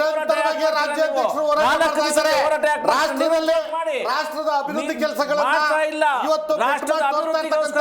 ನಿಮ್ಮ ನಗರಾಭಿವೃದ್ಧಿ, ನರೇಗಾದಲ್ಲಿ ಗ್ರಾಮೀಣ ಭಾಗಕ್ಕೆ 6,000 ಕೋಟಿ ಕೊಟ್ಟಿದ್ದಾರೆ. PM ಕಿಸಾನ್ ಯೋಜನೆಯಲ್ಲಿ ರೈತರಿಗೆ ಕೊಟ್ಟಿರ್ತಕ್ಕಂಥದ್ದು 4,000 ಕೋಟಿ ಹಣ ರಾಜ್ಯಕ್ಕೆ ಬಂದಿರುವಂಥದ್ದು ನಾನು ಹೇಳ್ತಾ ಇರುವಂಥದ್ದು. ಜಲ್ ಮಿಷನ್ ನಲ್ಲಿ 3,000 ಕೋಟಿಯನ್ನ ಕೊಟ್ಟಿದ್ದಾರೆ. ಮತ್ತೆ ನಗರಾಭಿವೃದ್ಧಿಗೆ 1,500 ಕೋಟಿ ಬಂದಿದೆ. ಆರೋಗ್ಯ ಸೇವೆಗೆ 1,500 ಕೋಟಿ ಬಂದಿದೆ. ಗ್ರಾಮೀಣ ರಸ್ತೆಗಳ ಅಭಿವೃದ್ಧಿಗೆ ಈಗಾಗಲೇ 1,800 ಕೋಟಿ ಹಣ ಬಂದಿದೆ ಕೇಂದ್ರದಿಂದ. ಒಟ್ಟಾರೆ ಕೇಂದ್ರದ ಯೋಜನೆಗಳೆಷ್ಟು ಗೊತ್ತಾ? 4,620 ಯೋಜನೆಗಳಲ್ಲಿ ರಾಜ್ಯಕ್ಕೇನೆ 620 ಯೋಜನೆಗಳು ಈಗಾಗಲೇ ಬಂದಿದೆ. ಹೀಗಾಗಿ ಕೇಂದ್ರದಿಂದ ಏನೇನಾಗಬೇಕು ಅದಾಗ್ತಾನೆ ಇದೆ. ನೀವು ಒಟ್ಟಾರೆ ಇಷ್ಟು ದೊಡ್ಡ ಬಜೆಟ್ ಮಾಡಿ ಕೊನೆಗೆ ನಿಮ್ಮ ನಿಗಮಗಳಿಗೆ ಕೊಟ್ಟಿದ್ದೇನೋ ಒಟ್ಟಾರೆ ಘೋಷಣೆ ಮಾಡೋದು ಎಲ್ಲ 42,000 ಕೋಟಿ ಹಣವನ್ನ ದಲಿತರಿಗೆ SCPಗೆ ಅನೌನ್ಸ್ ಮಾಡ್ತೀರಿ. ಅಂಬೇಡ್ಕರ್ ಅಭಿವೃದ್ಧಿ ನಿಗಮಕ್ಕೆ ಕೊಡುವಂತ ಹಣ ಕೊಡೋದೇ ಇಲ್ಲ ಇಡೀ ವರ್ಷ. ಯಡಿಯೂರಪ್ಪ ಮೇಡಮ್, ಈಗ ಅವರು ಕೆಲವು ಪ್ರಶ್ನೆ ಕೇಳಿದಾಗ ನಾನು ತಾಳ್ಮೆಯಿಂದ ಯಾಕೆ ಹೇಳ್ತೀನಿ ಅಂದರೆ ನಂಗೆ ಕೆಲವೊಂದು ಪಾಯಿಂಟ್ ಸಿಗ್ತವೆ. ಇವತ್ತು ಸದಾನಂದ ಗೌಡ್ರನ್ನ ಅವತ್ತು ಏನು ತಿಳಿಸಿದ್ರು, ಆದಮೇಲೆ ಜಗದೀಶ್ ಶೆಟ್ಟರು ಬಂದರು, ಆಯಿತು ಗೆಲ್ಬೋದಿತ್ತಲ್ಲ, ಅವರ ಸಾಧನೆಗಳಿತ್ತು ಅಂದರೆ ಆಯಿತು. ಅದಾದಮೇಲೆ ಇವರೇನೋ ವಾಚನೂ ಕೇಳಿದ್ರು, ಅದನ್ನೂ ಉತ್ತರ ಕೊಟ್ಬಿಡ್ತೀನಿ.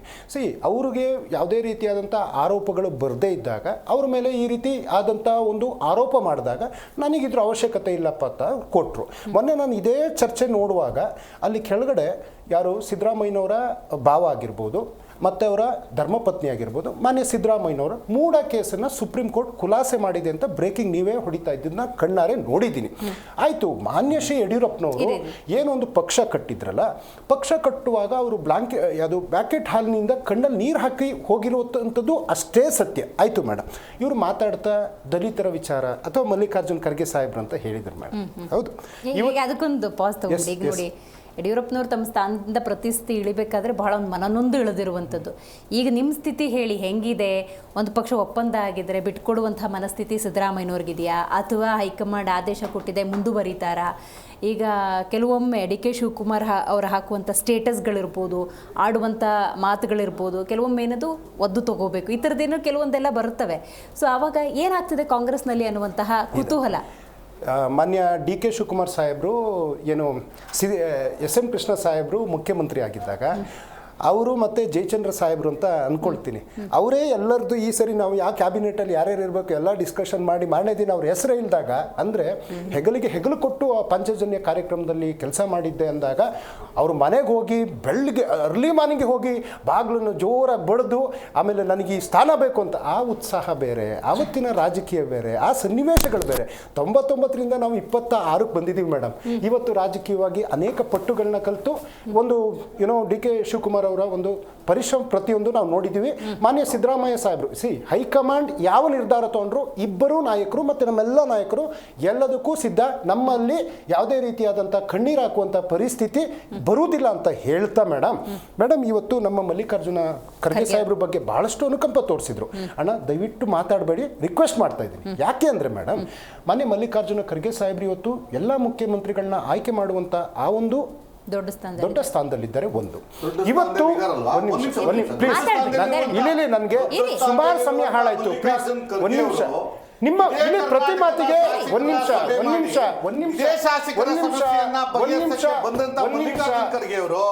ಅವ್ರಿಗೆ ಹೋಗಿ ಇಲ್ಲಿಂದ ನಾನು ಖಂಡಿತವಾಗ್ಲು ನಿಮ್ಮ ಮಾಧ್ಯಮನೆಲ್ಲ ಕರೆದು ಮಾತಾಡಿದ್ದೇನು ಗೊತ್ತಾ, ನಾನು ಎಲ್ಲವನ್ನ ಆಲಿಸಿದ್ದೇನೆ, ಈ ಎಲ್ಲಾ ವಿಷಯವನ್ನು ಕೂಡ ನಮ್ಮ ಹೈಕಮಾಂಡ್ಗೆ ತಿಳಿಸಿ ಹೇಳ್ತೀನಿ ಅನ್ನುವಂಥದ್ದನ್ನ ಹೇಳಿದ್ದಾರೆ. ಹೈಕಮಾಂಡ್ ಅಲ್ಲ, ಅವ್ರ ಮೇಲೆ ಒಂದು ಹೈಕಮಾಂಡ್ ಇದೆ. ಇಂಥ ಪರಿಸ್ಥಿತಿಯಲ್ಲಿ ಅವಕಾಶ ಕೊಡಬೇಕು. ಫ್ಲೋ ಹೋಗ್ತದೆ ಸರ್, ಫ್ಲೋ ಆಗ್ಲಿ. ನಿಮ್ ಖರ್ಗೆ ಅವರು ನನಗೆ ಅಭಿಮಾನ ಇದೆ. ಈಗ ನಾನು ಫ್ಲೋ ಹೋಗುತ್ತಂದ್ರೆ ನೀವು ಮಧ್ಯೆ ಮಾತಾಡದ 5 ನಿಮಿಷ ಮಾತಾಡದ ಇದು ಒಳ್ಳೇದಲ್ಲ ರೀ. ಅವ್ರಿಗೆ ಗೊತ್ತಿದೆ, ಅವ್ರ ಸ್ವಾಮಿ ಒಳ್ಳೇದಲ್ಲ, ಅವ್ರಿಗೆ ಗೊತ್ತಿದೆ ನಿಮ್ಗಿಂತ ಚೆನ್ನಾಗಿ ನನ್ನ ಸ್ಥಾನ ಏನು ಅಂತ ಹೇಳಿ ಅವ್ರಿಗೆ ಗೊತ್ತಿದೆ. ಅದಕ್ಕೆ ಆ ಭಾವನೆಗಳನ್ನ ಬಿಜೆಪಿ ಅವರು ಮಾತ್ರ ಈ ಡಿಬೇಟ್ ಬಂದಿಲ್ಲ ಸ್ವಾಮಿ. ಕಾಂಗ್ರೆಸ್ ಬಿಡಿ ಬಿಡಿ ಬಿಡಿ ನೀವು ಹೋರಾಡ್ಬೇಡಿ. ಕಣ್ಣೀರನ್ನ ಬಹಳ ಹೇಳಿದ್ರಲ್ಲ ಇವರು. ನೋಡಿ, ಇನ್ನೊಂದ್ ಸ್ವಲ್ಪ ಟೈಮ್ ಇದೆ. ಅದೇ ರೀತಿ ಕಾಂಗ್ರೆಸ್ನವ್ರಿಗೆ ಮಲ್ಲಿಕಾರ್ಜುನ್ ಖರ್ಗೆ ಅವರು ಕೂಡ ಅದೇ ಮನನೊಂದು ನಮ್ಮ ಅನಿಸಿಕೆ, ನಾನು ಆ ಸಮುದಾಯದಿಂದ ಬಂದಿರತಕ್ಕಂಥವನು, ಅವ್ರ ಮೇಲೆ ಪ್ರೀತಿ ಇದೆ, ಗೌರವ ಇದೆ, ಎಲ್ಲ ಇದ್ರು ಕೂಡ ಅಂತ ಒಬ್ಬ ರಾಷ್ಟ್ರೀಯ ಮಟ್ಟದಲ್ಲಿ ಬೆಳೆದಿರ್ತಕ್ಕಂಥವ್ರು ಈ ರಾಜ್ಯದ ಸಮಸ್ಯೆಯನ್ನ ಕೇಳಲಿಕ್ಕೆ ಬಂದವರು ಹೇಳಿದ್ರಲ್ಲ, ಸತ್ಯ ಆಯ್ತಾ ಹೇಳಿದ್ರಲ್ಲ. ನಿಮ್ದು ರೈಟ್. ಈಗ ದಯವಿಟ್ಟು 2 ನಿಮಿಷ ಸುಮ್ಮನೆ. ಮೇಡಮ್, ಇವತ್ತು ನಾನು ಬಿಜೆಪಿಯವರಿಂದ ಅವರು ದಲಿತರನ್ನ ಮುಖ್ಯಮಂತ್ರಿ ಮಾಡ್ತಾರೋ ಅಥವಾ ಇನ್ನೊಂದು ಮಾಡ್ತಾರೋ ಅನ್ನೋದ್ರ ಬಗ್ಗೆ ನನಗೆ ಚಿಂತೆ ಇಲ್ಲ. ನಾನು ಹೇಳ್ತೀನಿ ಹೆಸರುಗಳನ್ನ, ಅದ್ರಲ್ಲಿ ಯಾರು ದಲಿತರಿದ್ರೆ ನೀವು ಹೇಳಿ, ಹೌದು ಇವ್ರು ದಲಿತರು ಅಂತೇಳಿ. ಮೇಡಮ್, ಬಿಜೆಪಿ ಪಕ್ಷದಲ್ಲಿ ಅಧ್ಯಕ್ಷರುಗಳು ಎ.ಕೆ. ಸುಬ್ಬಯ್ಯನವರಾಗಿದ್ರು, ಎರಡನೇ ಅಧ್ಯಕ್ಷರು ಬಿ ಶಿವಪ್ಪನವರಾಗಿದ್ರು, ಆಮೇಲೆ ಈಶ್ವರಪ್ಪನವರಾದ್ರು, ಸದಾನಂದ ಗೌಡ್ರಾದ್ರು, ಜಗದೀಶ್ ಶೆಟ್ಟರ್ ಆಗಿದ್ರು, ನಳಿನ್ ಕುಮಾರ್ ಕಟೀಲ್ ರವರಾಗಿದ್ರು, ಯಡಿಯೂರಪ್ಪನವರಾಗಿದ್ರು, ಹಾಗೇನೆ ವಿಜೇಂದ್ರವರು ಆಗಿದ್ದಾರೆ. ಈ ಇಷ್ಟು ನಾಯಕರಲ್ಲಿ ಒಬ್ಬನೇ ಒಬ್ಬ ಬಿಜೆಪಿಯ ರಾಜ್ಯಾಧ್ಯಕ್ಷ ದಲಿತರಾಗಿರೋ ಉದಾಹರಣೆ ಇದೆಯಾ ದೇಶದ? ಸಿಎಂ ಬಗ್ಗೆ ಅಲ್ಲಲ್ಲ, ನಾನು ಹೇಳ್ತಾ ಇರೋದು, ನೀವು ಸಿಎಂ ಬಿಡಿ. ಒಂದ್ ನಿಮಿಷ, ಮೇಡಮ್, ನೀವು ಸಿಎಂ ಬಿಡಿ. ಪರಮೇಶ್ವರ್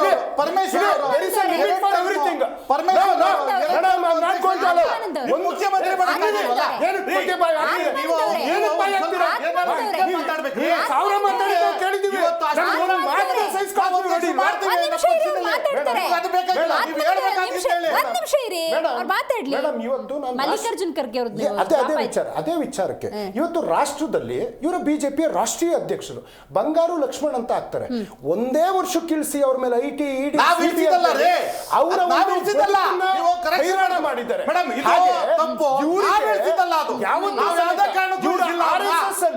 RSS ಅಲ್ಲಿ ಒಬ್ಬನೇ ಒಬ್ಬ ಅದೇನೋ ರಾಷ್ಟ್ರೀಯ ಅಂತ ಏನೋ ಮೋರ್ಚಕ್ಕೆ ಎಂತದ್ದು ಅಧ್ಯಕ್ಷ ಅಂತಾರಲ್ಲ, ಒಬ್ರು ದಲಿತರು ಕೊಟ್ಟಿಲ್ಲ. ಇವತ್ತು ಯಾವ್ಯಾವ ರೀತಿ ವರ್ಣಾಶ್ರಮದಲ್ಲಿ ಇವ್ರು ನಡೆಸ್ಕೊಂಡಿದ್ದಾರೆ, ಯಾವ ರೀತಿ ಆ ಸಮುದಾಯಗಳನ್ನ ತುಳಿದಿದ್ದಾರೆ, ಆ ಒಂದು ಇತಿಹಾಸವನ್ನ ನಾವು ಕಂಡಿದ್ದೀವಿ. ಇವರಿಂದ ನಮಗೆ ಯಾವುದೇ ಪಾಠದ ಅವಶ್ಯಕತೆ ಇಲ್ಲ ಮೇಡಮ್. ಇವತ್ತು ಮಾನ್ಯ ಮಲ್ಲಿಕಾರ್ಜುನ್ ಖರ್ಗೆ ಸಾಹೇಬ್ರು ಏನು ರಾಜ್ಯಸಭೆಯಲ್ಲಿ ವಿರೋಧ ಪಕ್ಷದ ನಾಯಕರಾಗಿದ್ದಾರೆ, ಇವತ್ತು ನಮ್ಮ AICC ಅಧ್ಯಕ್ಷರಾಗಿದ್ದಾರೆ. ಮಾನ್ಯ ಪರಮೇಶ್ವರ್ ಸಾಹೇಬ್ರು ರಾಜ್ಯದ ಗೃಹ ಮಂತ್ರಿಗಳು, ಇವತ್ತು ಅವ್ರನ್ನ ಹಿಂದಿನ ಬಾರಿ ನಾವು ಉಪಮುಖ್ಯಮಂತ್ರಿ. JDSನವ್ರಿಗಂತ ಹೃದಯ ವಿಶಾಲ ಇದ್ದಿದ್ರೆ ಧರಮ್ ಸಿಂಗ್ ಅವರ ಕಾಲದಲ್ಲಿ ಅವತ್ತೇ ಮಲ್ಲಿಕಾರ್ಜುನ್ ಖರ್ಗೆ ಸಾಹೇಬ್ರನ್ನ ಮಾಡ್ಬೋದಿತ್ತು. ಮತ್ತೂ ವಿಶಾಲ ಹೃದಯ ಇದ್ದಿದ್ರೆ ಕುಮಾರಸ್ವಾಮಿರು ಟಿವಿಲಿ ಬಂದು ಹೇಳೋದಲ್ಲ, ಅವರೇ ಮಾಡುವಂತ ಒಂದು ಅವಕಾಶ ಇತ್ತು.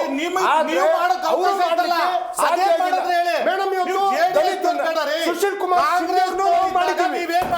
ರಾಷ್ಟ್ರಪತಿಯಾಗಿ KR ನಾರಾಯಣ್ ಅವ್ರನ್ನೂ ನಾವು ಮಾಡಿದ್ದೀವಿ. ನಮ್ಮ ಇತಿಹಾಸ, ನಮ್ಮ ಹಿನ್ನೆಲೆ ಇವರಿಂದ ಕಲಿಬೇಕಾಗಿಲ್ಲ.